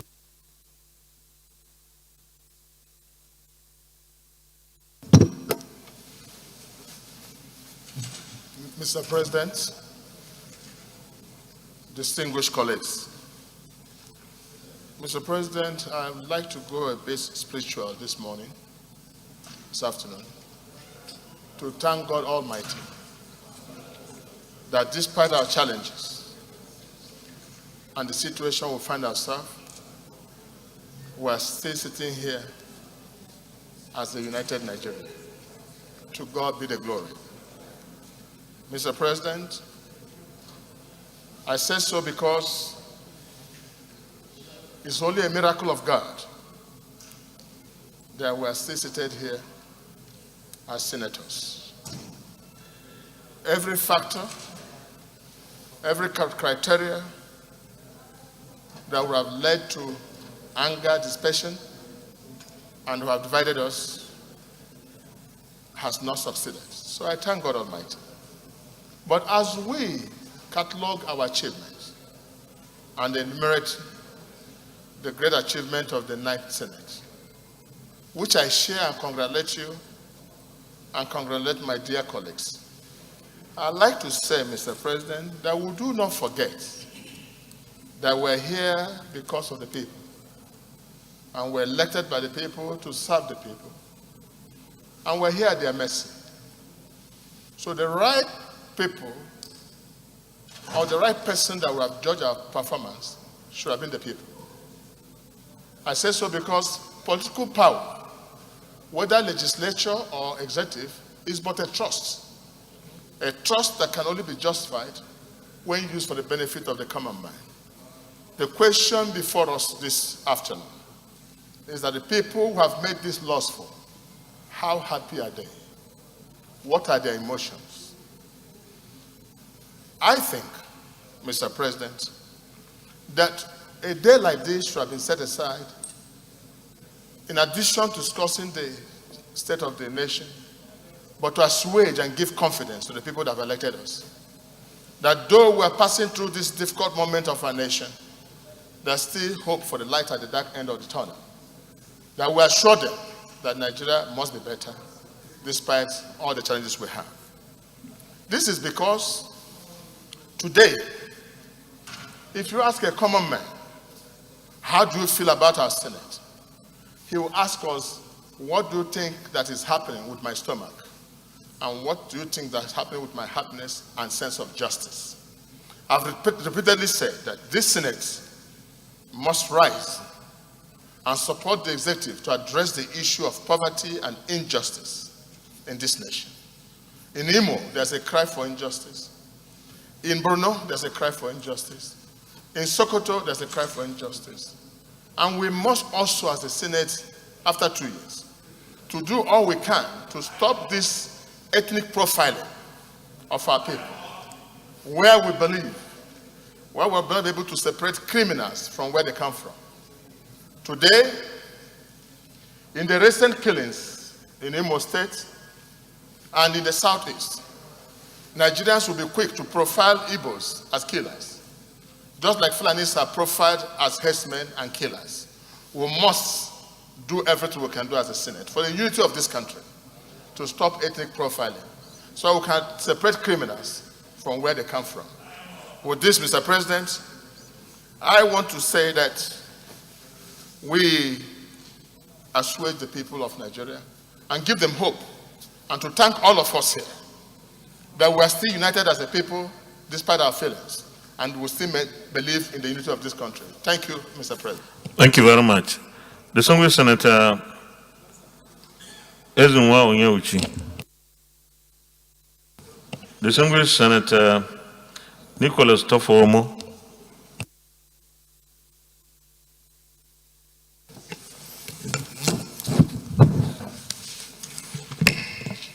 Thank you, Mr. President. I'm very delighted that you have called me. First of all, let me thank you for supporting me when I had an accident in 2019. I got here within 3 months. I had a terrible accident, and it was a disaster. I'm just lucky that I'm still alive. And you came to visit me at the hospital in Ondo State. You came with most of our colleagues. And when you saw me, I was looking into your eyes.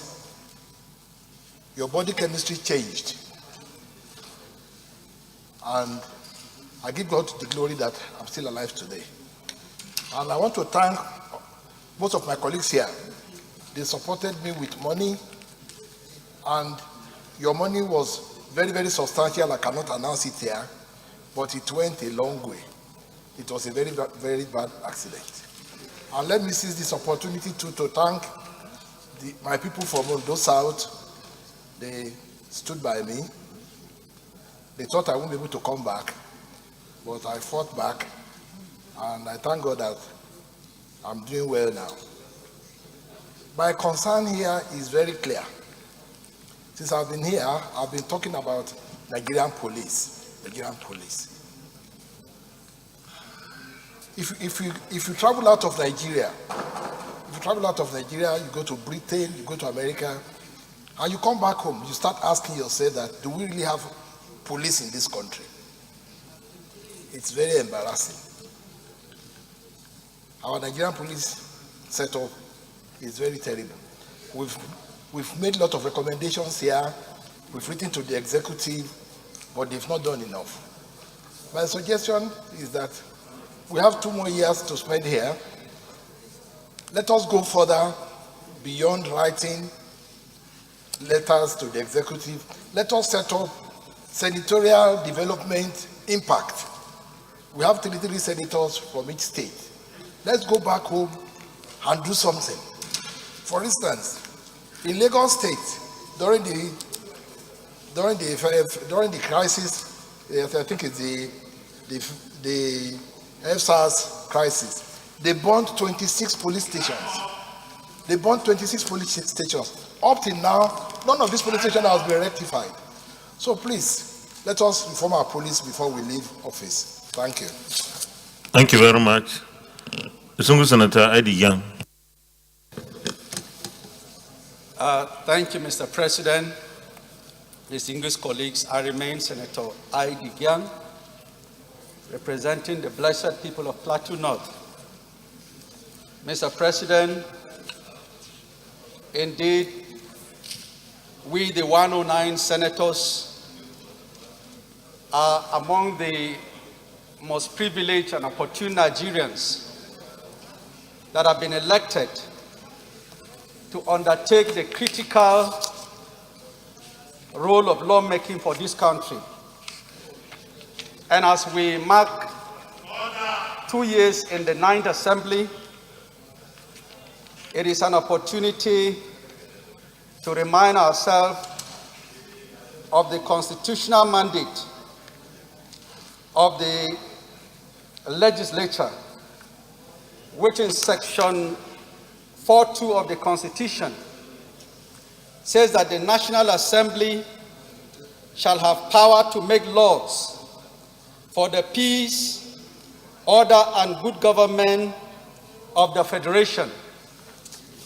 Mr. President, distinguished colleagues, this 3-point mandate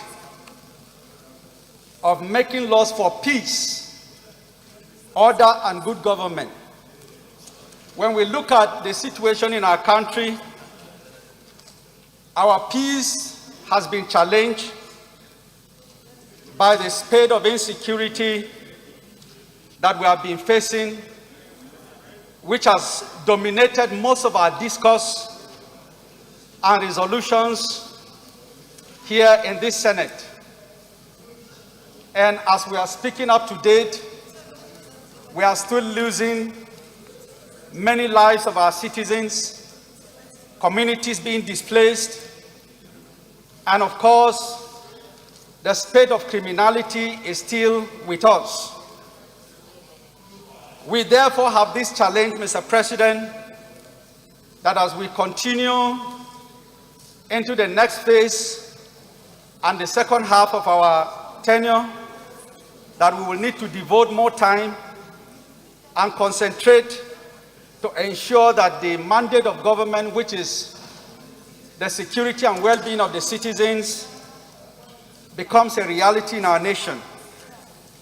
Our colleagues have lamented that we, the legislature, the Senate, and the House of Reps, we have done our bit, but the executive arm of government needs to cooperate to ensure that our resolutions are given effect.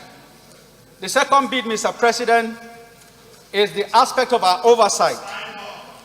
And the issue of our oversight, Mr. President, has to do with Section 14.3 that requires that government must be undertaken in such a way to promote national unity and to command national loyalty. And the requirement there is there should be inclusivity in government by fairness in even development and avoiding predominance of any part of the country or any ethnic group. So the 9th Senate has a responsibility to closely monitor and insist on the compliance of the executive to Section 14.3, that of federal character, so that every part of the country will have a sense of belonging, and the agitations in our country that are now so much will be assuaged. Finally, the Electoral Act, Mr. President, we require that this is the time to give credence to an electoral act that will guarantee free, fair, and credible election. And by so doing, the component of electronic transfer and giving evidential value to the card reader should be taken as we pass the Electoral Act. Thank you, Mr. President. Senator Samegu. Thank you, Mr. President. Sam Egu, Ebonyi North Senatorial District. Mr. President, I want to join others in congratulating you and thanking you for leading this next National Assembly. It's not easy, and you have tried to do your best. Mr. President, apart from the budget year, which we succeeded in changing to from January to December, the role of the Senate, even during the COVID period, is also something commendable, because without the assistance of the Senate, the executive, maybe the situation could have been worse. On security issue, I want to say to you that you also try to align the Senate with the wishes of the people, especially at this point. Everybody was talking about changing the service chiefs or the service chiefs. It appears the executive were dragging their legs, but you came out strongly to align with the masses. Whether it was successful or not, but at least we were able to align with the masses that this should be done. That's another area I think I'm impressed that we have done very well. Mr. President, the challenges we have is on these two areas now, security and the Electoral Act. With regard to the security, we know that for us to succeed as a country, we must have the manpower, the police for internal security, and the military, the army, Air Force, and Navy for external aggression. This area we are lacking in manpower and equipment. But the issue is on oversight, because we continue hearing that even the money released to the police and the army doesn't get to them. And when it gets to them, it gets very, very late, and because of unnecessary bureaucracy. And if they don't have the money, and without the money, they can't even employ. From 2018, 19, and 20, there have not been employment in the police because of lack of funds. And this money has been approved, but the issue of releasing it has not been effected. So if you're talking about helping the police with regard to security and the army, we must make sure that we do the needful to make sure that money so appropriated to them is released to them on time. Another area, Mr. President, is this Electoral Act. At the bottom of all our crises, politically, is the issue of we political class getting the wrong people, because the vote does not count again. The moment our vote counts, and the people who elect their leaders, the issue of political class and governance will be reduced. So I would suggest that I will support Mr. President that our Electoral Act is given due attention. Mr. President promised Nigerians that by the time he leaves office, he must have bequeathed an electoral system that we shall be proud of. But now the Electoral Act is still with us. But let us not fall into the issue of submitting it late when it will be too late for him to pass. So, Mr. President, with these two, I suggest and plead that we do the needful and make sure that the Electoral Act is also passed on time. Thank you.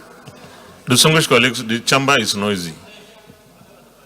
Please, let's listen to our colleagues in silence.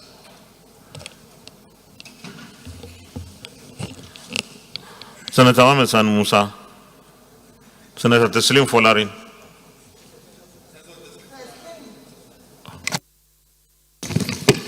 Thank you, Mr. President. My distinguished colleagues, my name remains Teslim Folari, Oyo Central. Mr. President, let me start by congratulating this Senate for this 2 years anniversary and commend you for the sort of leadership you have provided for this Senate and indeed the National Assembly. Mr. President, let me speak on one or 2 points where I think this government has done well. I think they've done well in the area of the management of COVID pandemic. If you compare the mortality rates in Nigeria and other countries, I think we've done well. Budget performance, Mr. President, that a lot has been said about that, and I think without any shadow of doubt, this Senate under your leadership must take a lot of credit for that.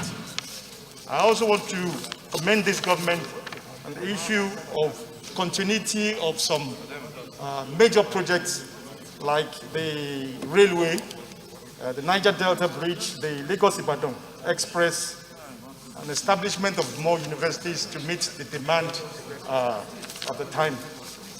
But, Mr. President, in terms of areas where I think more can be done, there's a need for us we keep talking about creating an enabling environment where the private sector can thrive.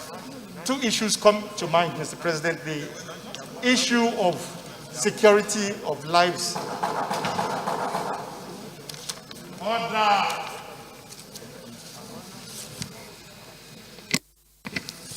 Like I said, Mr. President, two issues.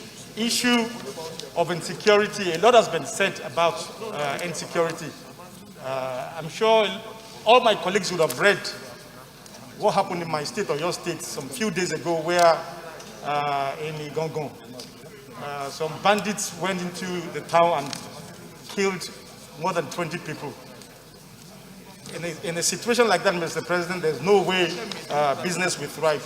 The other issue I want to talk about is the issue of power, Mr. President. Let me be specific, Mambila. I was shocked, Mr. President, to see that there was no budgetary provision in this current budget for Mambila. And then we keep talking about power. How can business thrive if there's no adequate power. So, Mr. President, I'm sure this Senate has to do more on that. And lastly, Mr. President, so as to give others time to speak, the Constitution Amendment, we talked about the electoral reforms. Of course, that is what underpins our democracy. It's very important. And in the public hearing in Lagos and across the country, the issue of restructuring came up very, very strongly. And I think at the appropriate time, we need to look at that to make sure that we deliver the goods. Thank you, Mr. President. Thank you very much. Senator Kabir Barkia. Senator Degi Bio Barakuma. Thank you, Mr. President. My name is Senator Degi Eremiayo. I represent Bayelsa East Senatorial District, including the famous people of Oloibri, where oil and gas was first discovered in Nigeria. Mr. President, very distinguished colleagues, it is a privilege to make my brief contributions to this debate. For avoidance of repetition, I will restrict myself to joining other colleagues that have spoken to congratulate Mr. President, the leadership of the Senate, and all distinguished colleagues for a job well done. I think all of us are on the same page in this opinion. Mr. President, I was a member of the committee that prepared the legislative agenda for the 9th Senate. And I recall that part of the components of that agenda was our desire to foster harmonious, cordial working relationship with the executive arm of government. Mr. President, we are all on the same page to assess ourselves that, yes, we have done very well in this regard. And that is very, very important, Mr. President. So I commend you for that. But we have been able to do so because of your leadership style, your disposition of all-inclusiveness, the ability to carry everybody along is responsible for this achievement. To me, the aisle that divides the majority and minority is not in existence. We are all one as senators of the Federal Republic of Nigeria. The warmth of love, brotherhood, and friendship is very strong. And I want to commend you for that feat. Mr. President, let me quickly, because, in my place, in the local parlance, when two dogs are fighting, and then one falls and the other one falls, they call it a dog play. Mr. President, you have done very well by leading us to demonstrate sufficient cooperation and understanding with the executive arm of government. And we also expect the same in return. Mr. President, I want to be very specific. A lot has been said, but the number of motions and bills that have been presented on the floor of the Senate are quite many. But somehow, in my assessment, the attention and respect for motions that have been passed by the Senate is not very encouraging on the part of the executive arm of government. I specifically recall that a motion on the need for the immediate construction of the Yenegwe-Kolo-Nembe Brass Road was moved on this floor by my humble self. It attracted support from many senators because that road stands as a very, very important social and economic strategic security importance to the federal government of Nigeria. Distinguished, you may round up, please. Yes, but when that resolution was passed to the executive arm of government, surprisingly, 500 million naira was appropriated in 2020. In 2021, rather than increasing the figure, the project was nothing was earmarked for the project. It was even removed from the budget. That's quite a big disappointment. And I hope that with your disposition, you have the capacity to continue to engage the executive arm of government to improve in this direction so that we can achieve more. Thank you, Mr. President. Thank you very much. Distinguished Senator Nora Ladi Dadut. Thank you, Mr. President. I am Senator Nora Ladi Dadut, representing Plateau South. Mr. President, distinguished members, I just want to congratulate all of you for what you have put in, as already related by several speakers. Well, some of us joined this journey just 6 months ago, and I was also outside the Senate for 1.5 years, watching, criticizing, and perhaps appreciating what was happening. Now I am in and have seen that the meetings, the sessions have been well guided, and I want to actually commend and appreciate the leadership of this Senate. And also, I know that the Senate has done well in terms of passage of bills, which has been mentioned by Senator Sadiq of Kwara North, particularly on education. Education has been the key word of our society, particularly the present generation. And this education, since it is just 4.5% of what has been passed, I feel we should do more. In any case, let me say this, our assessment is good. We assess ourselves and we know that we have done a lot to pass these bills. But I would want to say that, or add that, let us also listen to Nigerians outside so that it will help us evaluate ourselves. And when we are able to evaluate ourselves, we may even do better. And then lastly, let us concretize our passage of bills, particularly on institutions that have been proposed for the establishment of, institutions. We have many institutions that have problems. That is, to maintain what we have is also key.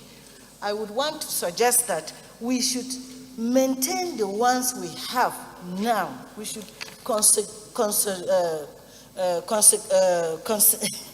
consecrate our time on trying to know how much we can do to maintain what we have at hand so that we can build on them. And finally, since I joined, I passed only 2 motions and supported a few, but I think with what I have seen, I am so happy to note here that I have seen harmony, cooperation, and pleasantries in this Senate that makes me feel, have a sense of belonging. And I want to commend the leadership once more, and I await that in our own journey, those of us that joined just 6 months ago will be able to do much better. Thank you, Mr. President. Senator Issa Jibrin. Mr. President, distinguished colleagues, I am Issa Jibrin, representing Kogi East. Mr. President, first, I want to appreciate you, the SP, and all the principal officers of this Senate for piloting the activities of the Senate this far. I pray that Allah subhanahu wa ta'ala guides and protect you to continue to lead us and to also guide and protect us on the floor to follow you religiously. Mr. President, one of the major areas that I want to touch on has to do with the issue of security, which many have mentioned, but I think I have a different dimension to it. We came up some time ago with various recommendations to the executive, and as it is today, I'm sure implementation has been a major problem. I still believe that there is a major gap in the security architecture in Nigeria, and that is why the rate of kidnapping, the rate of banditry, and all other social vices have continued unabated. Mr. President, sir, I want to suggest that we should not hesitate to provide legal backing to new security outfits which are poised to close the existing gap in our security architecture. I'll give you an example. NATFORCE, which I understand has an array of retired military personnel and has a proposed structure that can address the issue of armed proliferation and other related security issues in Nigeria. I want to believe that that type of structure, that type of organization should be given legal backing so that it can come up and provide and close the security gap, okay, or minimize the security gap in Nigeria. Mr. President, as a member of the Finance Committee, there is an area that I think has been of major concern to me, and that has to do with the issue of discipline on the part of government, government revenue generating agencies. We've had interface with them at the committee level, and that interface so far shows that there is so much of leakages. There is so much of leakages. I want to urge the relevant supervisory authorities, in particular the Office of the Accountant General and the Auditor General of Nigeria, to step up their supervisory role. This will assist us tremendously in addressing the issue of what I will call debt peonage system in Nigeria, that is perpetual indebtedness. It will help us to minimize the rate of debt in Nigeria, and at the end of the day, Nigeria will be better for it. I thank you very much, Mr. President. Thank you very much. Senator Bladem.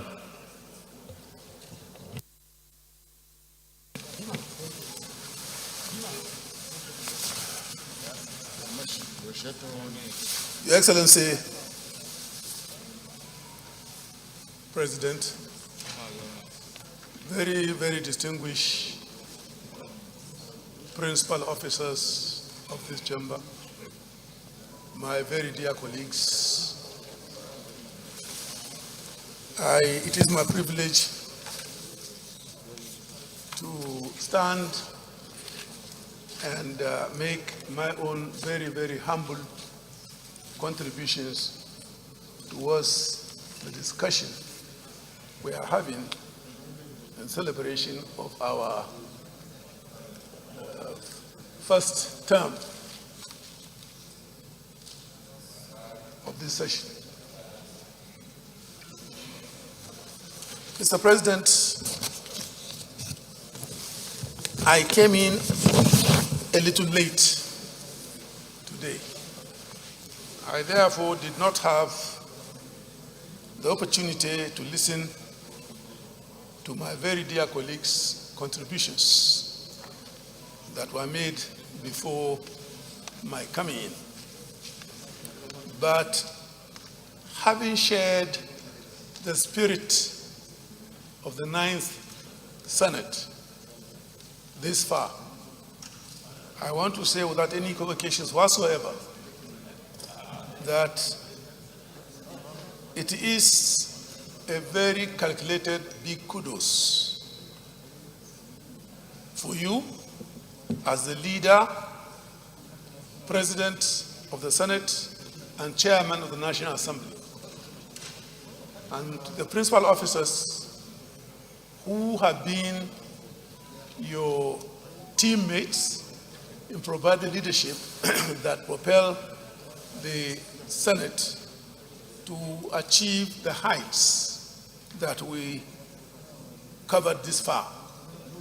I also want to commend my very dear colleagues for the understanding, the collaboration, and the acceptance of the spirit of bipartisanship which this leadership of the 9th Senate has helped us to adapt. We have covered so many grounds. Passing the bills is one thing, but what I feel so moved to talk about is the spirit that has prevailed in the activities of the 9th Senate. We have tried to ensure that whatever we did, whatever bill came in the 9th Senate, the leadership has helped to pilot the affairs of the chambers, with ensuring that there is no extreme partisanship. This is the main catch that has made it possible for us to achieve the march that we all are talking about. Over and above that, Mr. President, we should be proud to say that we took a very, very, very important decision, a decision that is underlining our reputation as a National Assembly, the 9th Senate. That is, we have avoided the temptation to play to the gallery, meaning all the accusations about the fact that this 9th Senate is pro-establishment. I am not ashamed to be pro-establishment, provided the greater good of the public is achieved. And this is what this 9th Senate has been able to register this far. And I will commend the 9th Senate, all of us, with the leadership providing the necessary push and fellowship to continue in this state. What we do or have been doing as the 9th Senate has helped in a very, very big way to get the executive arm of government to be very focused, to have the right relationship with us as an arm of government, and we have displayed our knowledge of the fact that this is one of 3 arms of government.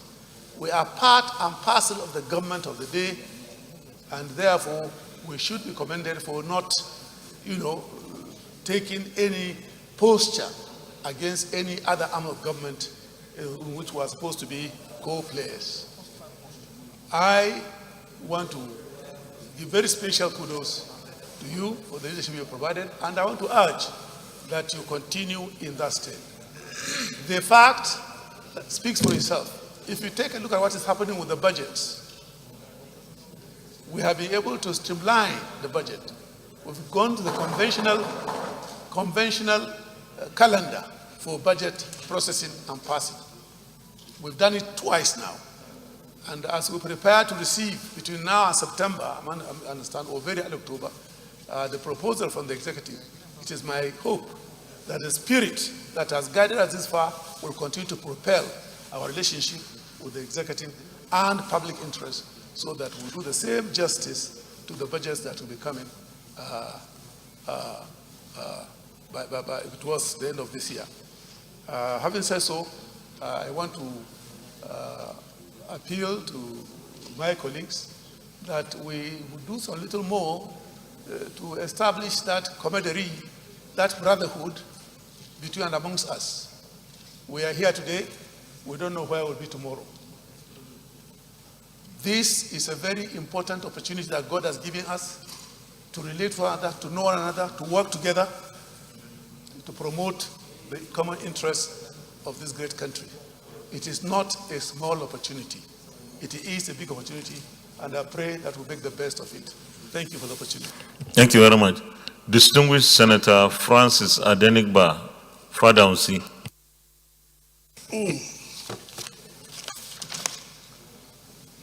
Mr. President, my distinguished colleagues, My name is Francis Adeniba Fadamsi, OFR, also East. Mr. President, for even scaling through 2 rugged years, we have to thank God. Few of us could not make it. It is not our own making that we could scale through, but it is by the grace of God.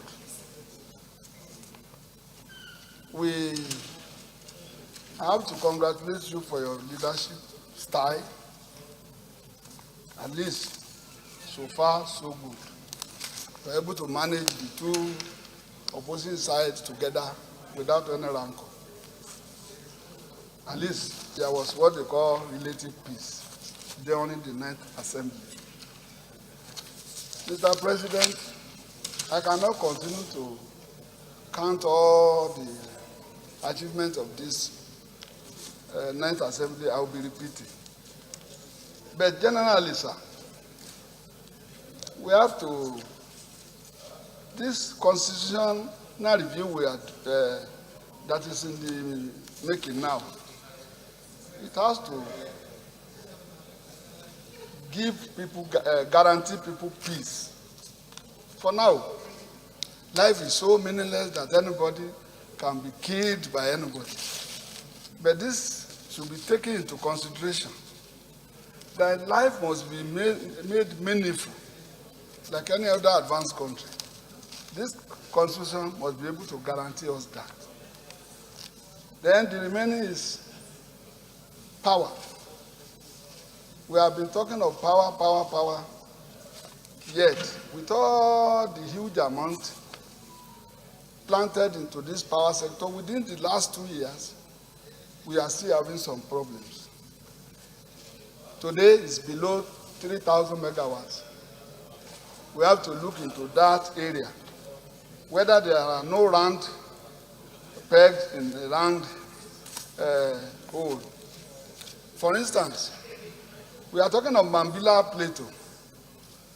The man in charge of power is from that area. Automatically, that one, if we have already spent a lot of money on Mambila, we will have gotten what we are looking for.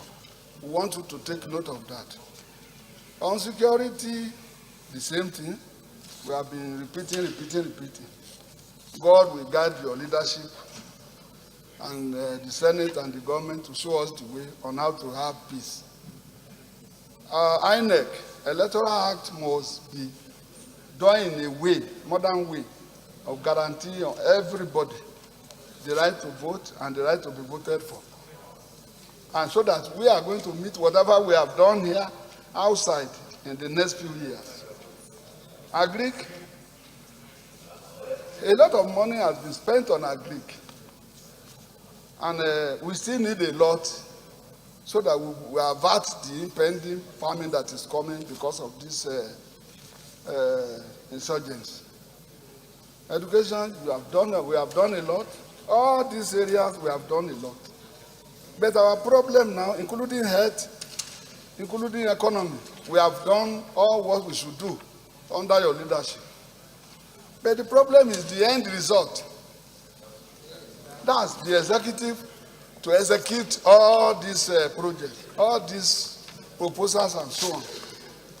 The problem is that with all what Mr. President has spent, we have borrowed a lot on all the projects, but unfortunately, the project did not go down to the masses. We are still having problems. So the question is, why are we having problems despite the approval from us and the releasing of this fund by Mr. President? Then we now look at whether there is a good team or not. If we are having problems of a problem and the borrowings are going up, automatically we have to look into the team that are really executing this. Mr. President, we have to give the leadership that role to perform. On all this, job creation is a key to these teeming youth that are ravaging the whole country up and down. we should legislate on a lot of projects that could give these boys a good life so that they will stop running after the elite. The elite are here, we are their representative. Automatically, we should do what we could to make them happy. If not, God forbid bad thing. On this, I congratulate you. I congratulate the next Senate, and we pray that God Almighty, for the remaining 2 years and beyond, God will spare our lives. Thank you very much. Thank you very much, Senator Matthew Urogide. Thank you, Mr. President. I'm Senator Matthew Urogide. I represent Edo South Central District. Mr. President, first let me congratulate you, the leadership and the entire Senate, for the 2 years that have passed in our service to our fatherland. Mr. President, let me wholeheartedly tell our colleagues that have contributed to this contribution today that I agree with them in totality, because all the issues that have been mentioned here today are issues of national importance. The area I want to talk about now, that of course has not been dealt with here, is my approach to the issue of insecurity. One issue today that is on the front burner in our country is the issue of insecurity. And I believe this issue takes precedence over any other issue or challenge that is confronting our people in Nigeria today. Since, of course, the advent of the Fourth Republic, this aspect or this leg that we have seen over time is one that has been most turbulent for our people. Insecurity of life, insecurity of properties, all over the country. And then we have been having this approach that these insurrections must be crushed. We have used the military option to try to engage insurgents, bandits, kidnappers. But I just believe that in as much as we are doing this, the Nigerian state must be thinking of another alternative. Well, put at times the carrot and stick approach. Why do we need to use, we have been using the stick. Why do we need to use the carrot? I want to quickly remind us that issues like these that have arisen in the past, have we been able to solve them? The Metasini uprising that we had before, the military was called in, and that military was headed by General Alabi Sama. And when he got there, what he did to quell that insurrection was to sit down and have a discussion. And how they were able to quell that insurrection. The Niger Delta insurgency or militancy came as Adi Dokubo and his group had virtually circled the whole of Niger Delta. When, of course, the federal government now said there was the need to move aeroplanes or helicopters to bring Atari Dokubo and other militants to Abuja for discussion. And after that discussion, under the regime of our late President Musa Yar'Adua, it now happened that, of course, the amnesty program was struck, or deal was struck. We were able to do it through discussion. Now, the Boko Haram issue and all other forms of insurgency that we are seeing in Nigeria, we have been having this approach of having to use the military or use force to quell it. Mr. President, this approach might sound a bit unpopular, but every day that passes by, we are finding that it is more and more difficult for us to be able to quell all these uprisings in Nigeria. We have made all conscious efforts, making allocations of our resources, scarce resources, to develop our military hardwares. We have set up committees, even the one that you mentioned in your speech, that were headed by the leader of the Senate, meeting with the heads of security organizations. But the Nigerian state, the Nigerian government has not met with the heads of all these insurgents. Therefore, my humble submission here and advice is that the federal government should think of alternative means of resolving this conflict. It does not, grandstanding cannot help any government at this time. More so, this is not a regular warfare. Even the regular warfare that we had in the Nigerian Civil War, it still happened that by the time the head of the rebels left this country, Colonel Effiong had to still quickly meet with General Yakubu Gowon, and that was military head of state, to strike a deal that brought the Civil War to an end. So I think it is important at this time that the federal government of Nigeria should go back to discussion with all these groups as a way of finding lasting peace to all this pervading issue of insurgency or insecurity in Nigeria. Thank you very much, Mr. President. Thank you very much, Senator Albert Basi Akpan.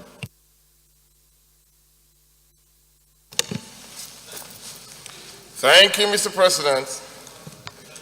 My distinguished colleagues, Mr. President, Senator Albert Basi Akpan, Akwa Northeast. Mr. President, let me equally congratulate you and the leadership and our distinguished colleagues for a successful end of our second year in the 9th Senate. Mr. President, I could recall the day you emerged as the Senate President, the unity that had existed on the floor of the Senate on that day, and how you have actually successfully sustained that unity of purpose, which has actually led us to the noble and little attainment and achievement that by the special grace of God we have reached for ourselves. Mr. President, let me also thank my constituents for the trust and the confidence they have reposed in me. It has been a privilege, Mr. President, since I got here about 6 years ago, and most especially in the last 2 years, rubbing minds with eminent Nigerians that have contributed and achieved so much impact in their various fields of endeavors. Mr. President, we should not be worried about the criticism of Nigerians. We were elected by them, and we must be held accountable. What Nigerians are looking for is good governance. And I believe we have done the best we can to ensure that we give Nigerians the good governance. Like others have actually stated, we might not be where they want us to be, but we are not also where we used to be. So a lot of progress has been made. Mr. President, I know that under your leadership, you have taken advantage of the executive and legal collaborations to attend the much that we have attended for ourselves today.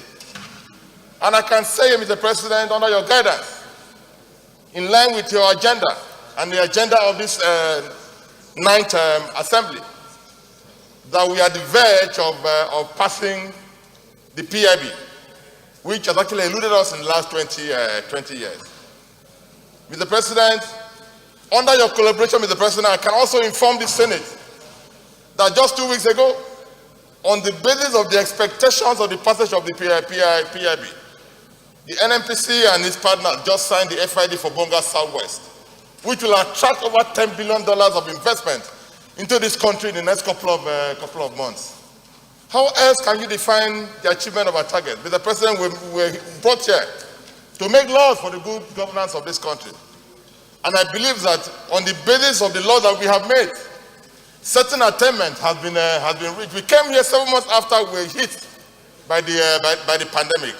It has not been easy, but we have weathered the storm, and today our country is better off for it. If there is any time we must approve expenditure, it is now. Because based on projection with the President, there might be another phase of recession, global recession on the basis of global inflation. So if there is any time, we must look at the MTEP that is coming to ensure that we spend. Congratulations on returning the country to January to December budget fiscal year. It has not been done. Now we can actually sit down and project on our expenditure level and what is expected to come out of such expenditure. With the President, we have done very, very well. But commendation for a job well done. Is more job to be done. We must look forward to the next 2 years to ensure that we stabilize this country. I still believe, Mr. President, like Senator Matthew Rungide had actually stated, we must look at other alternative ways and measures of attending stability in this country. The way you have built a house for the past 60 years, such a house needs renovations. We must sit down and talk, because it is better to judge than to war. But one thing is certain, the unity of this country can never be compromised. And we are ready to work for Nigeria, and we are ready to make progress, and at the end of the day, history will be kind to us. Thank you, Mr. President. I so submit. Thank you very much. Thank you very much, distinguished Senator Albert Basi Akpan. You are indeed a statesman. Senator Kabir Barkia. Thank you, Mr. President, distinguished colleagues. I'm Senator Engineer Kabir Barkia, representing Katana Central. All thanks be to Allah, the Lord of the universe, who spared our life to see this very important day. Of course, we are now 2 years. But I can say practically, we're just like 1.5 years, because we had corona problems for almost 6 months. Mr. President, distinguished colleagues, let me congratulate the leadership and also the entire colleagues, of course, for passing this through this period. Definitely, we have some achievement. We have areas we achieved something, and then we have some areas, of course, maybe the achievement I can say is very little. For example, now, in confirmation of appointments from the executive, I can say that we achieved 100%, because whenever we have any confirmation request, we definitely attend to it, and it was passed. However, if we look at the most critical area, Mr. President, and the two colleagues, this insecurity, I can say still we have problem in that area. Because I can say maybe the achievement there so far, personally to me, I can say it's just very small. Because if you look at least all the memos, the bills we passed within just 2 years for at least insecurity issues, we could see that yes, up to now we have a lot to do in that area. I could recall we invited the former IGP here and discussed a lot for the whole day, discussing for this community policing. But Mr. President, this up to now, I think for me personally, I don't know where we are. Do we achieve something there? Do we agree to have it? And when will it start? And then if we look at Mr. President, just recently we invited the new service chiefs. And of course we discussed a lot of problems, ranging from recruitment and also maybe procurement of arms and ammunition. Then we look at that area, Mr. President, do we achieve something? Because if you look at the police, up to now we have problems of recruitment. We said, of course, we agreed last time that we are going to summon the police commission and also the IGP office to resolve that issue. Mr. President, I don't know personally whether that one has been done. And if you look at it again, the appropriation, a question was thrown here to the Chief of Defense Staff that, of course, we appropriate over getting to almost 500 billion. But if you look at only 30 billion allocated to arms and ammunition, procurement. So, Mr. President, what the remaining 400 plus, for what? If, of course, after appropriating 500 billion, we can only just allocate 30 billion for arms and ammunition. So, to me, we didn't achieve much. I can even say we didn't achieve anything there. Because, Mr. President, we cannot stop this insecurity issue without having more recruitment in the police, in the military, and also have more procurement of arms and ammunition. So, Mr. President, we have to look at this place. And then, even if, for example, now we are going to have the get the whole week when we are back to look at this one and see what are the achievements. To me, the achievement, of course, maybe you can say it's little, because you just you go like 1 foot and then reverse like 3 feet. Because even last week, Mr. President, I always give example of my state and also my constituency. During the Ramadan period, around over 45 people were kidnapped inside the mosque, Mr. President. So there are any achievement in the security. The budget is still there taking place.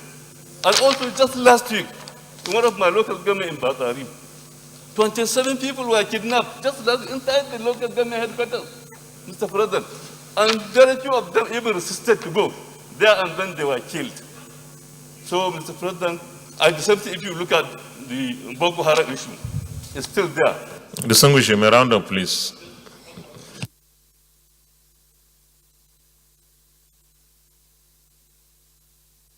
President, thank you very much. I once again congratulate the leadership and all my colleagues. Point of order, leader. Round up, please, so that leader can take point of order. Thank you, leader. Point of order. Mr. President, I rise to invoke our Order 13 in order to extend the time for these deliberations. I so move.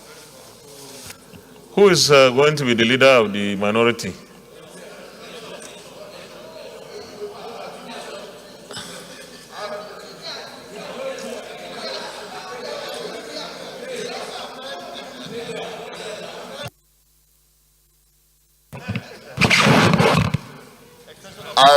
I rise to second the motion.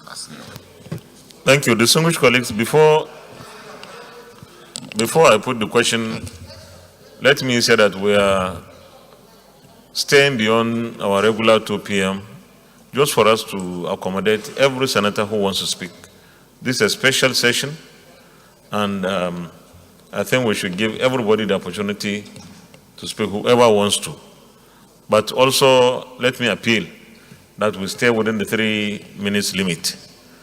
With those comments, those in favor that we suspend our Order 13 to enable us sit beyond 2 p.m. say aye. Those against say nay, the ayes have it. The next, Senator San Musa.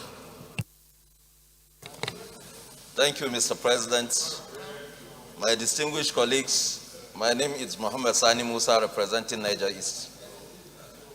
I will want to use this opportunity to congratulate the leadership of the 9th Senate, especially Mr. President of the Senate, the principal officers, and the ranking senators that have tutored us in the act of legislation. We that came new, we have seen how it is. And I can say it without any doubt that the unity of this country depends on the roles that we play here. We are people from different diversities, different professions. We have those that are well experienced in the act of governance, and there are people that have excelled in their businesses. But by the grace of God, we have all assembled here with one common cause to see how we make our country prosper. Mr. President, the 9th Senate have done very well. And I want us to raise our heads high in terms of what we are here for. But the same, we know the challenges this country is facing. We are all leaders representing our different constituencies. We can make it work, and we will not want to make it differently. As such, the unity that have existed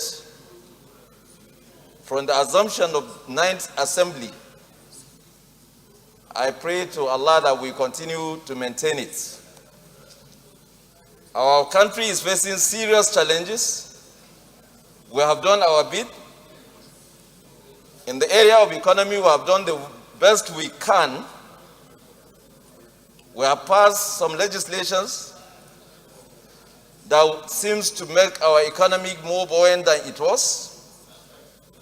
We have passed some legislations in agriculture. We have done so much also in the area of security. Making laws is one thing. Adhering to those laws is another thing. Every Nigerian has a responsibility, just as we do here, to change our attitudes. We cannot say we love each other when we see each other face to face and we say we love each other. And what we keep inside us is completely different. And these are the reasons why even when you make the laws are not being adhered to. The unity of this country is one thing that this second anniversary should be able to propagate. There's no any other time that we see ourselves in a brick. I have not seen the Civil War. I was a toddler. God allow me to talk. I have not seen the Civil War. I was a toddler, but I have seen movies of what transpired in Civil War. Our generation should not in any way despair. We should not allow ourselves to fall back to what some people have experienced. And there is no better time to preach that than now. We have made it a joke when a former legislator from Jigawa State, who is also a stalwart of APC, at one national program, he said, the oil in Jigawa, the oil in Bayelsa belongs to Jigawa, and the cows, the milk in Jigawa also belongs to Bayelsa. What he means is there is supposed to be unity. We are brothers. We should learn to keep and maintain that brotherhood so that we can develop this country much better. There is no any other... The song you should round up. You should round up. Other issue in this country that is more important than preaching peace. We need peace so that even the laws we are making can work. Thank you, Mr. President. Thank you very much, Senator Bima Mohammed Enagi. Thank you, Mr. President. Thank you, my highly respected, distinguished colleagues. My name is Senator Bima Mohammed Enagi. I represent the people of Niger South from Niger State. I would like to start by thanking God Almighty that made us to be here, that made us to witness today. We thank God for the unity of this country as we speak.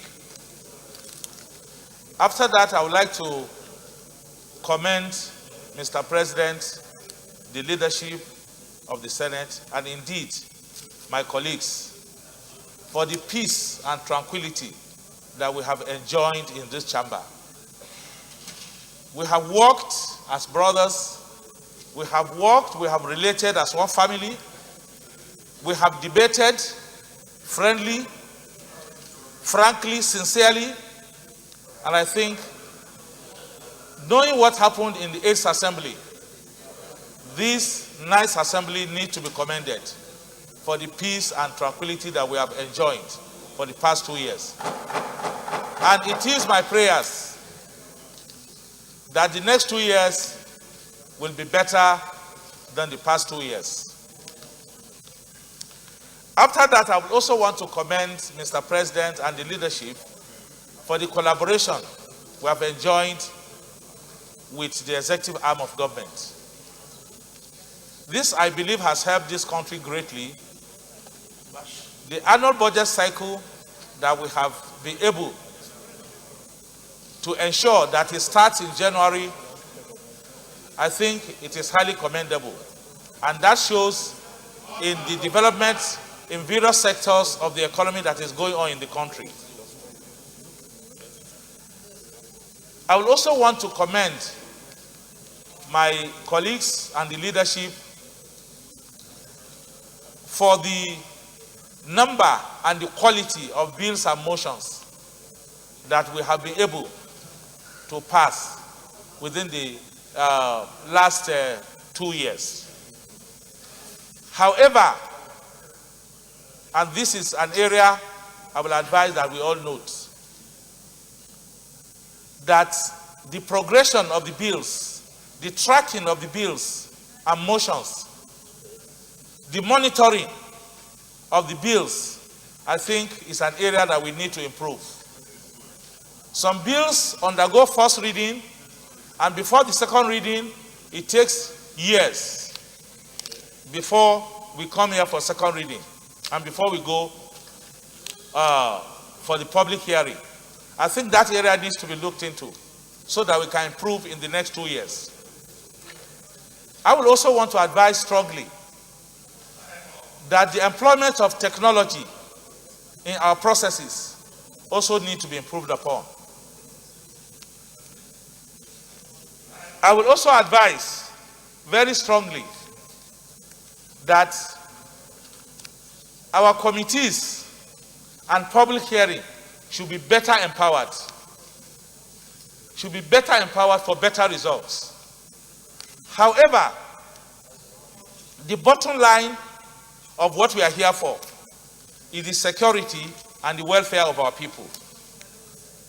Number one, and I want everybody to probe his mind,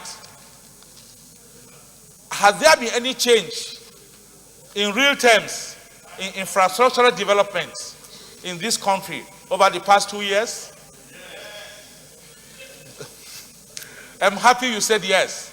There's always room for improvement, and I think we need to improve in the areas of our roads, in the areas of power, in the areas of health, and so many other sectors. We need to see that in the next 2 years will be better than the last 2 years. Finally, Mr. President, my highly respected colleagues, I would like to remind you that the second motion I moved in the chamber was about Barrow Port. Barrow Port is dear to the heart of Niger State people. Barrow Port is very important to the economy of Nigeria. Barrow Port is very important to northern Nigeria. I would like to call on the leadership to see how they can collaborate with the executive so that we realize that before the next 2 years, Barrow Port becomes functional. Over 40 billion naira has been spent on Barrow Port, and Barrow Port is lying waste. We need to see what can be done about Barrow Port. With this, finally, I would like to commend the leadership. I would like to commend my colleagues. For the past 2 years, I believe we have done fairly well. We can do better, and I do pray to Almighty Allah for us to witness the next 2 years and to do better than we have done the last 2 years. Thank you very much. Distinguished Senator Oriolowo Aderele Adeni. Thank you, Mr. President. I want to equally congratulate Mr. President and the leadership of this 9th Senate Assembly. I want to congratulate all my colleagues here present. As one of my distinguished and learned colleagues will say, I want to adopt all that has been said so far. However, there is one achievement that I want us to emphasize here, because legislature defines presence or absence of democracy in any government. All other governments we have both executive and judiciary, but it's only legislative that defines whether a government is democratic or not. So far, I want to congratulate the country called Nigeria through Mr. Senate President, because why we are able to sit down today is because we are able to work harmoniously with the executive. And if we have not been doing that, I know that with the challenges that have befell the country in terms of pandemics and this insurgency up and down, something must have happened. Maybe we will have forgotten that we have democracy in this country. So I want to congratulate the leadership and Mr. President for this. And I want us to continue with this spirit of cordiality with the executive. Whatever it has caused us to do this. Many people may be thinking that, okay, these are rubber stamp assembly, but it is not. This is what is keeping the country going. I want to congratulate you once more and say that we should consciously pursue the relationship between the legislature and the other two arms of government. Thank you very much. Thank you, Bala Senator Bala Ibn Allah. Thank you very much. That's not your seat. Senator Bala Ibn Allah, go ahead. Thank you very much, Mr. President, and my distinguished colleagues. Like Senator Adetumbi has said, virtually everything that needs to be said about our 2 years in this Senate has been said by my colleagues. But I think it's important for us to understand the fact that the 9th Senate came into existence on a very huge expectation by Nigerians. And the barometer for measuring our performance was recalibrated by the public. So what that means is that, yes, we have done possibly what we can call our best, but that barometer, because it's so high, may not necessarily measure with the expectations of Nigerians as far as our performance is concerned. But what is important is the fact that if there is any time that this country is desirous of leadership and accountability from elected officials, it is now. It therefore means that public and elected members of parliament and appointees of government must be extremely careful over their utterances. Some of the utterances coming from the mouth of our elected officials, more especially governors, has not been too helpful to our corporate existence as a country. And I think this is the time for us to advise that public and elected officials must be extremely careful over their utterances. Mr. President and my colleagues, yes, we have told the part of leadership, we have exercised the necessary restraint to assist in the direction of governance of this country. But we must equally accept the fact that some challenges we never anticipated as elected officials, reared their head during these 2 years of our existence as a Senate. It is our ability to look at these challenges and face them squarely that is demanded of us at this critical time of our democratic journey in this country. In order to achieve that, I must again say that all elected and appointed public officers must exercise restraint over their utterances in public. You cannot, for political expedience, continue to say things you do not have authority to say, or you do not have the power to arrest the consequences of what you have said, what you are saying to the public.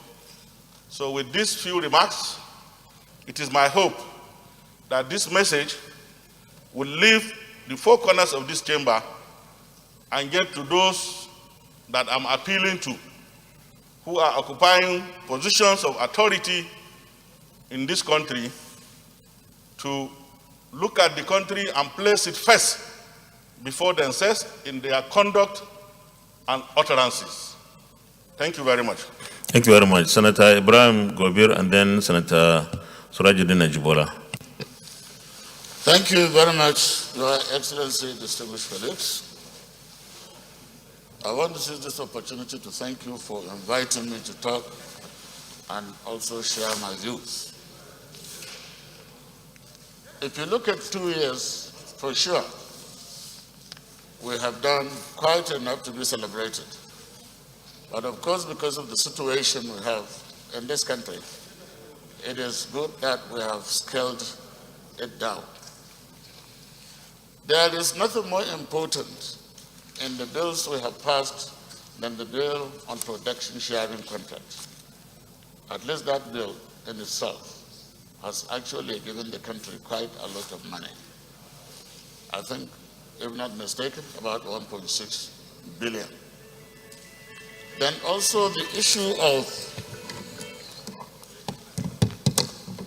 restoration of budget from the usual July, which is too bad, to January.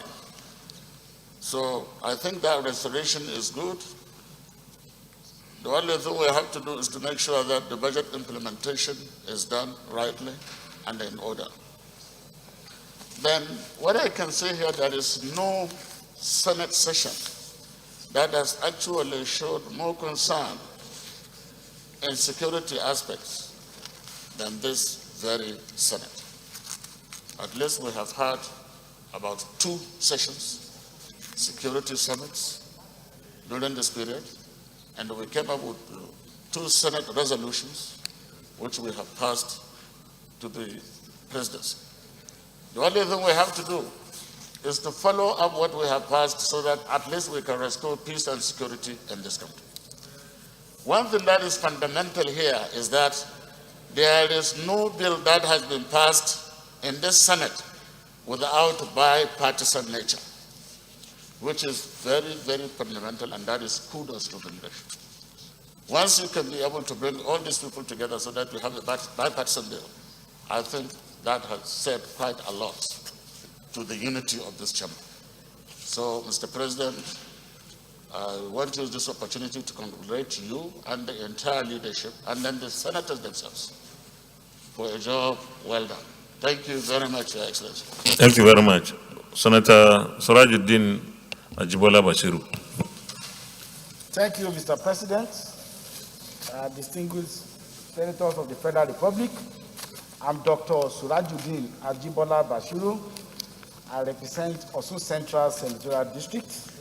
First and foremost, I thank Almighty Allah for making it possible for us to be here today to celebrate 2 years of our legislative activity.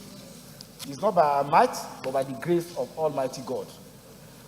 Secondly, I also express congratulations to the leadership of the Nigerian Senate, from the President and our leaders, and the ranking legislators. And I will say that my own difficulty has always been when you are asked to make a self-assessment. There is also the tendency that you will be deemed to be biased either in your favor. But in order to have objective parameter for assessment, I think we have to look at what are our constitutional duties and responsibilities under the Constitution. And these are three. One, to make law for the good governance of our society by Section 4 of the Constitution. The second is oversight function to expose inefficiency and corruption in public expenditure. And the third statutory responsibility is confirmation of requisite appointment under the Constitution or has been provided in statute. These are the three parameters that objectively we can use to assess ourselves without any bias. And I will say, despite challenges and without fear of any equivocation, that in the area of lawmaking, the 9th Assembly has discharged itself creditably well from making impactful legislation in virtually all areas of our human endeavor. We can, for instance, mention the promptitude of the Appropriation Act, the promptitude that would deal with issue of medium-term expenditure framework, the Bank and Other Financial Institution Act, which had not been touched for more than 2 decades, the Company and Allied Matter Act, the Police Amendment Act, Finance Act, and the various other legislations impactful on the life of our people. So in the area of lawmaking for good government of Nigeria, we have performed creditably in this area. Secondly, in the area of oversight function, our various committees have had to intervene with the executive with varying degree of success in exposing inefficiency and ensuring that the Nigerian people have value for money. In this area, our effort in expanding the implementation of the capital aspect of the 2020 appropriation is not only novel, commendable, but has saved the country a lot, of wastages and assuring there's efficiency. Of course, in the area of confirmation of appointment, this Senate, contrary to the naysayers, have had occasions to return some nominees who have not been able to pass through the crucible of requisite statutory requirement or constitutional provision. But going forward, I'm talking as somebody who has been shadowed responsibility of projecting the image of the National Assembly. There are certain expectations expected from us as a National Assembly from Nigerians, and I will enumerate them. Because of time, I may not be able to go into the detail. Nigerian people are looking to us to make the constitutional amendment not just a ceremony, but something fundamental and impactful in realizing devolution of powers and restructuring of our governance in an efficient and effective way that will promote good governance, welfare, and security of our people. Nigerian people are expecting us in the next 2 years to come up with an electoral act that ensures transparency and integrity in our leadership production system in Nigeria. The petroleum industry bill is a subject matter that we have been inundated with requirements on how do we make our oil and gas sector efficient, particularly in view of the terminal nature of that sector. In the area of economy, we are tasked as National Assembly to support efforts, legislations, and activities that will ensure our teeming youth are get gainfully employed, our productive sector become really productive. In the area of security, this is the area where we need to deal with public perception, not only of the legislative arm, on the executive arm. And I want to say, with all sense of responsibility, that we need to do more than passing the buck to the executive. We have a recommendation of our own committee. I want to task us to come up with a committee that will look at practical implementation of that report. There are legislative activity that could be done. There are appropriation activity that could be done. We need to do this. Then fundamentally, Nigerians are asking questions about the size of our government. Under the 2021 Appropriation Act of 13.8 trillion budget, 5.9 trillion is going to recurrent expenditure. This is not good in terms of making allowances and provision to do real infrastructure, reproductive activity for the future of our country. All said and done, I believe that in the next 2 years, this will serve as barometer for us to know whether we are really doing what we are expected to do by those who have given us the mandate to represent them in this hallowed chamber. Once again, I congratulate all of us, and I pray we have the courage and the conviction to continue to live up to the expectation of the Nigerian people. Thank you, Mr. President. Thank you. Distinguished Senator Geshambasi.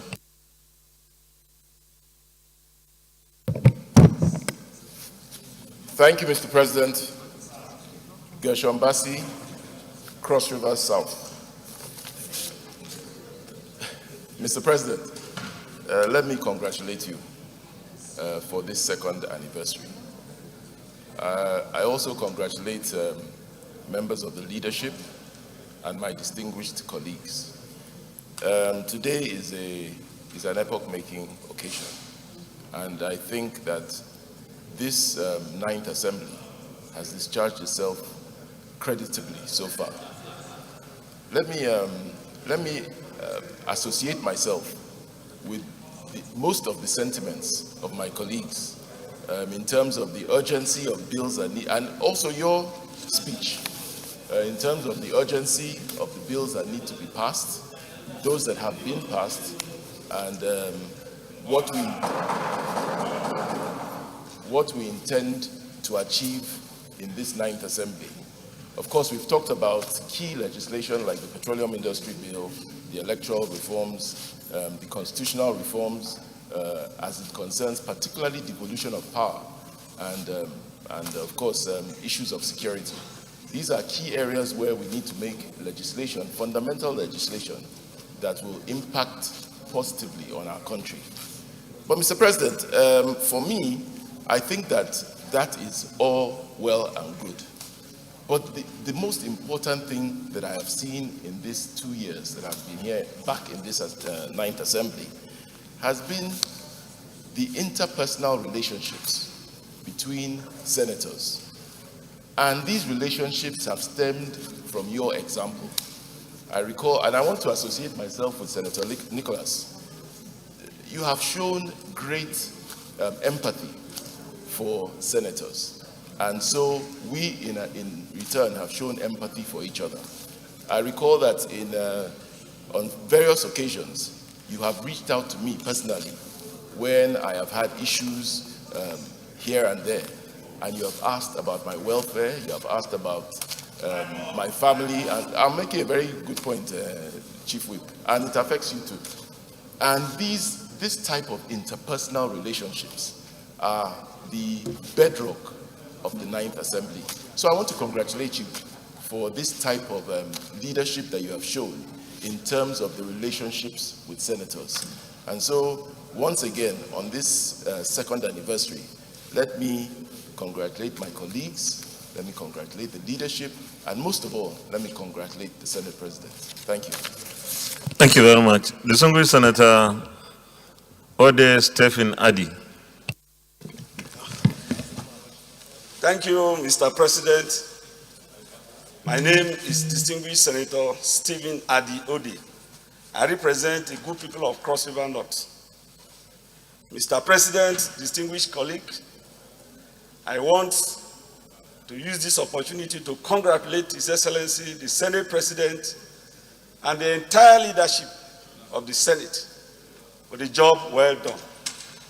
Just like my colleague from Plateau State, Professor Nora mentioned, some of us came in to join you, and we have seen how leadership has been taken to the next level.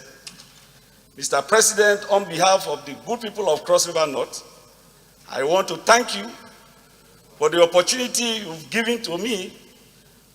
My position here as a senator was threatened, but you stood your ground, the leadership stood its ground, and today, the 129,207 persons that voted for me against my opponent of 19,000 votes celebrated you, celebrated the leadership of these hallowed chambers. Mr. President, we want to say that our support down Cross River North to the entire country and to the entire leadership of this Senate will continue to stand. We want to assure you that at any point in time, we will stand by you, we will stand by the leadership, so that we can move this country to the next level. You recall that Before now, the bad situation of our roads, emotion was moved, and today we are following to the next level. The Safe School Initiative, the motion I sponsored, received overwhelming support across the country. If you have not given us this opportunity, we will not be able to bring what we have before us. Mr. President, you are a role model. The leadership of the Senate stood. The Songwe Senator Stephen Adi. I think we all stand by the people. We appreciate that kind of support, but we all stand by the people, and I understand where you are coming from, particularly your issue on the road. I'm sure it's an opportunity for you to talk to our colleagues what you think this Senate should do. But I want you to remain focused on reviewing our 2 years as an assembly and what we need to do to improve on our performance. You can continue. In fact, you have an additional minute because I've taken away a minute. Thank you, Mr. President. You recall I participated in some of the committee's assignment, and the Senate have done very well. We must commend ourselves. The Nigerian populace are out to see the laws that will come out of the National Assembly, like the Procurement Act that was passed by this Senate has gone a long way. The confirmation of appointment in respect to the nomination of nominees from the President of the Federal Republic of Nigeria was expeditiously handled. These are all achievements that we are seeing at the 9th Senate. So we commend you and we commend the leadership. Thank you, Mr. President, for... Thank you very much. Senator Clifford Odia and then Senator Francis Ibezim, that will be the final. Thank you. Thank you very much, Mr. President. My very distinguished colleagues. I'm Senator Clifford Akimemona Odia. I represent Edo Central Senatorial District. Mr. President, let me begin by thanking you and the principal officers and indeed my colleagues for a job well done in the past 2 years. Mr. President, you have shown capacity in all circumstances, and I believe you have been able to, in the past 2 years, unite the Senate to speak with one voice at all times. This is a remarkable achievement.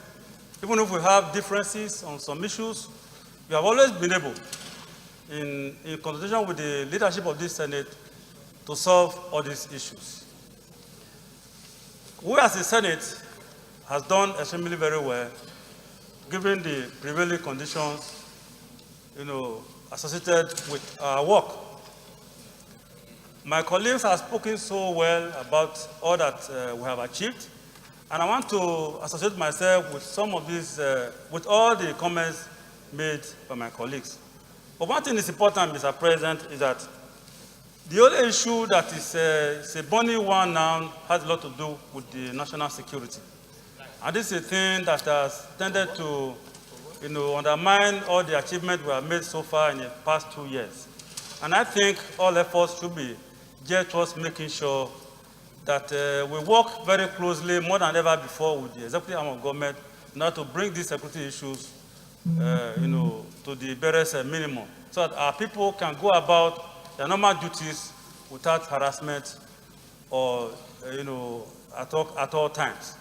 This is the only way where I think we can be able to make progress in this direction. Thank you very much, and my dear colleagues. Distinguished Senator Francis Ibezim. Chukuma Frank Ibezim, representing Imo North Senatorial District. Thank you, Mr. President, and the entire leadership of this great Senate. The truth is that for the past 2 years, it's been a tumultuous 2 years, faced with pandemic, faced with hunger, youthful restiveness. Mr. President, you have been able to hold this Senate together.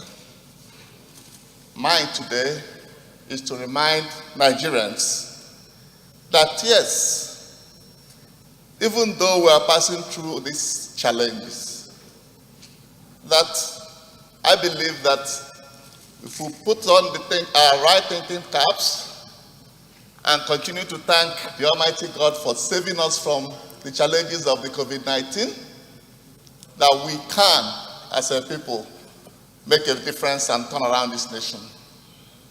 I believe that even in this time of hunger, killings, Nigeria has an opportunity to look in and discuss more of the things that bring us together and less of the things that will divide us. Mr. President, sir, we congratulate you on the leadership, and I will ask that we should continue to synergize with the federal government and the state government. When there's a challenge in Zamfara, we as the Senate should look in. We shouldn't say it's a challenge with Zamfara people. When there's a challenge in Imo, the entire Senate should look in. If it takes the leadership to try to go out of their way to synergize with the state governments, I believe that we can make a difference in this country. And I know that a great country like Nigeria may actually need this kind of challenge for us to begin to understand that we are a blessed country if we do one or two things differently. I continue to congratulate you, Mr. Senate President, the leadership, the entire Senate, and say that to whom much is given, much is expected. Nigerians are actually looking at us. What we breathe out, what we say out, would be what will encourage Nigerians to hold on. I believe that all over the world there are challenges, and I believe that with love, with unity, with strength, we can do better. Thank you, Mr. President. Thank you very much. Thank you, distinguished colleagues. With those comments from Senator Francis Ibezim, we have come to the end of this special session of our second year anniversary. I want to thank all of you for your various contributions, and I want to take this opportunity to say that all those comments we have made are meant to strengthen this institution of the Senate to continue to remain united, calm, stable, and productive, that we're able to continue to work with members of the House of Representatives, the other chamber, without which, of course, we can't do much. But it is also pointing at the direction of one fact, that our ability to have a cordial working relationship with the executive arm of government is responsible for some of these achievements, or most of the achievements we have done so far. In fact, I dare say that the stability in government today can be largely responsible or could be attributed to the stability in the relationship between the National Assembly and the executive arm of government. Let's imagine that there is a broken down relationship between these two arms of government with current security challenges and numerous issues all over the country. Probably Nigerians would have taken politicians not to be serious people. But the people are at the center of everything we do here. There is a very wicked coincidence,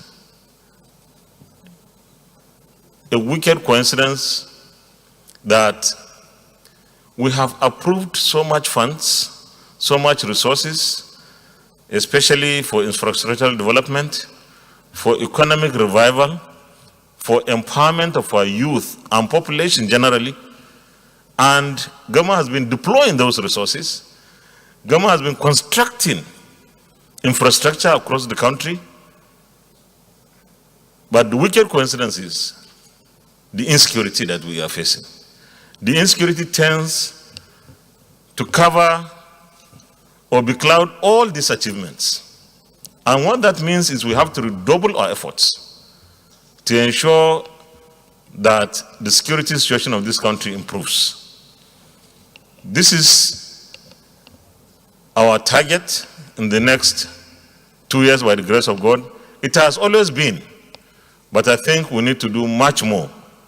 While we can pat ourselves on the back, I think we should also continue to remember that most parts of our country suffer from insecurity. And without fixing this challenge, we can hardly do enough to bring in investments, to provide the kind of climate and environment where economic and even social, in fact, even political activities could be carried out seamlessly. So it is going to remain in our focus that the insecurity that we face, we support the executive arm of government to ensure that the armed forces of Nigeria are provided with the kind of resources that will make them do better. And then we hold them accountable. That the other security agencies are also supported so that they are also able to complement the efforts of the armed forces. The PIB is another issue that most of our colleagues who spoke alluded to. Thank God our joint committee has been working assiduously. I've been in constant touch and contact with them. In fact, throughout the time we would have recess, that ad hoc committee never had a recess. Right now, they're in a hotel somewhere putting up the report together.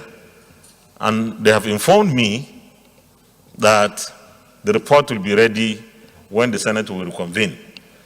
And when we adjourn, of course, we'll make sure that the report will be put together for every member of the National Assembly, particularly in the Senate here. But because it's a joint committee that is working jointly with the House of Representatives Committee, joint committee as well, they are working on the same document. So what will be presented here by our joint committee is the same document that will be presented in the House of Representatives. The PIB so far has received the kind of attention that we promised Nigerians that we'll give it.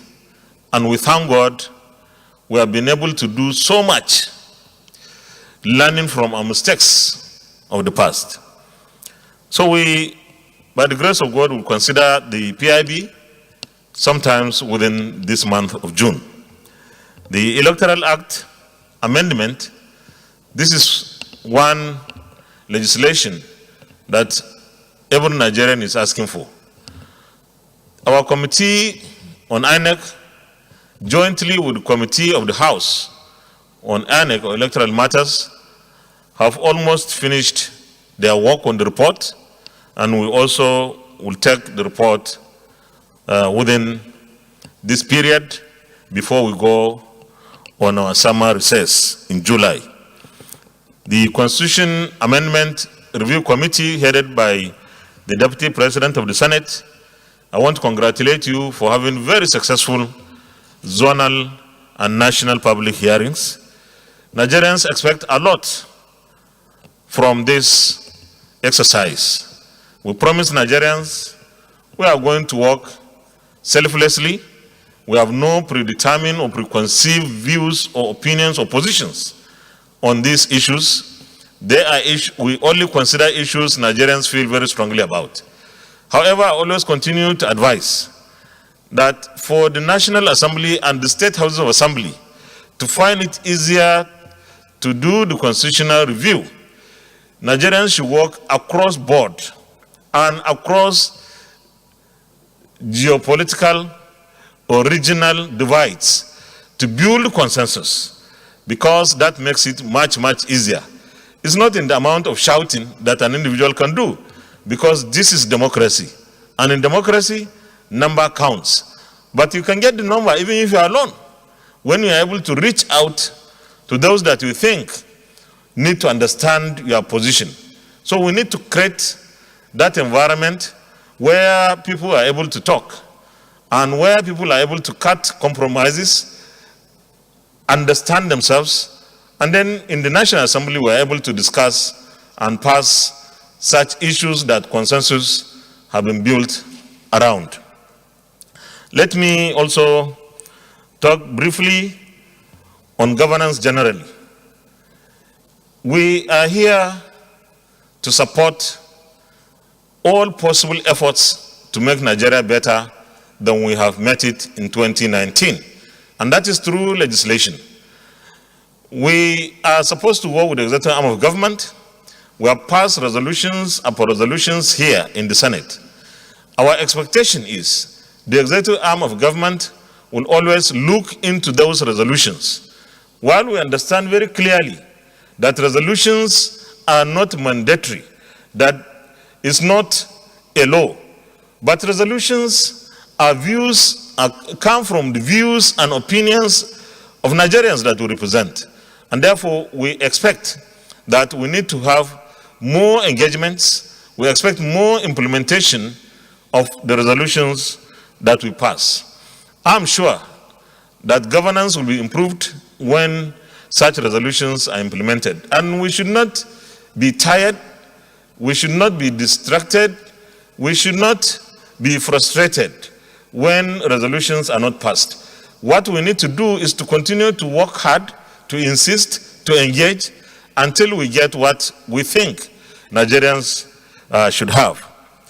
Finally, I want to say that Nigerian unity is something that everyone must work to preserve, especially elected leaders. And one of our colleagues in his intervention mentioned that we must be careful of how we talk, especially as elected or appointed leaders.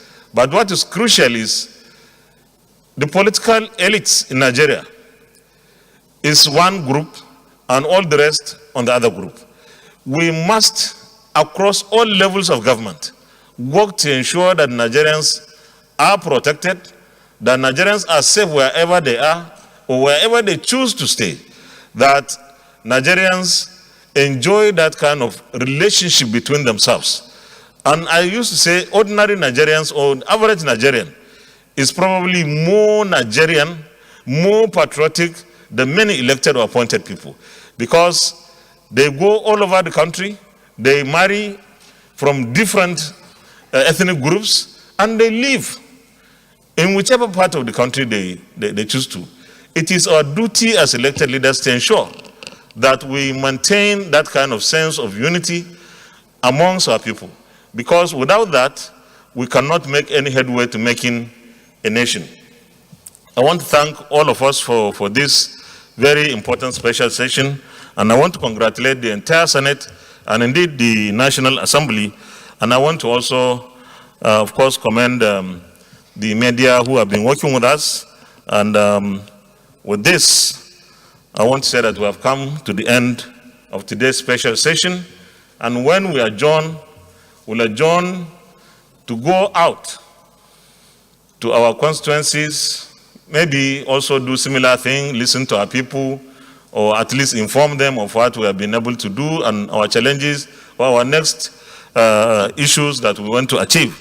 But it is an opportunity for us to engage again with our constituents so that we come back with the new things that we need to add. And when I mention add, we have to review our legislative agenda. We recall that the Legislative Agenda Committee was headed by Senator Mohamed Adam Alero. We need to review the legislative agenda because this is 2 years and there are definitely new things that have come into the arena that were not reflected in the legislative agenda. After today, tomorrow, the Senate has mandated the leadership of the Senate and the appropriate leadership of some of the committees to visit an IDP, the largest IDP camp in the FCT, in this anniversary exercise to present our support, our token, and also essentially to identify with the cause of those people who have been displaced, the sufferings of Nigerians. It's looking symbolic, but it is very important that we engage with people who are in the most difficult situation to give them hope, because that is what they need, in addition to ensuring that we work harder to make sure that they go back to their various communities. And on Friday, in the morning, we'll hold a press briefing to brief Nigerians on what the Senate has done in the last 2 years, and of course take some questions from our media people. And on Saturday, we have arranged to identify with our armed forces. We will visit the military hospital in Kaduna, where many of our military personnel who were injured in the either fight against the insurgents or the bandits or what have you are lying. We want to identify with our military. And identifying with our military, we must provide resources within our limits to this set of people who give their lives in order to make us live, to keep this country safe, to keep Nigeria one, and it is something that we feel is worthwhile, and we should continue. We are expecting the supplementary budget to be presented purposely to ensure that we provide some resources for our military immediately. I want to thank once again to all of us for making today's exercise a success. Leader of the Senate. Mr. President, having concluded this debate in today's session, I rise to move a motion for the adjournment of the Senate to Tuesday, 22nd June 2020. I so move. Minority Leader. Although Mr. President could adjourn, but let me second it, even as the situation is. Thank you. Thank you very much, Minority Leader. Before I put the question, there is a reminder here. This is to inform members, Northern Senators Forum, this is to inform members that the venue for today's meeting is now here in room 1 in the White House, just beside us here. Senator Aliu Wamako, Chairman, Northern Senators Forum. With this, those in favor of the motion that the Senate do adjourn to Tuesday, the 22nd day of June, 2021 at 10 a.m. prompt, say aye. Those against, say nay. The ayes have it. The Senate is hereby adjourned. The Senate is hereby adjourned to Tuesday, 22nd June 2021 at 10 a.m. prompt.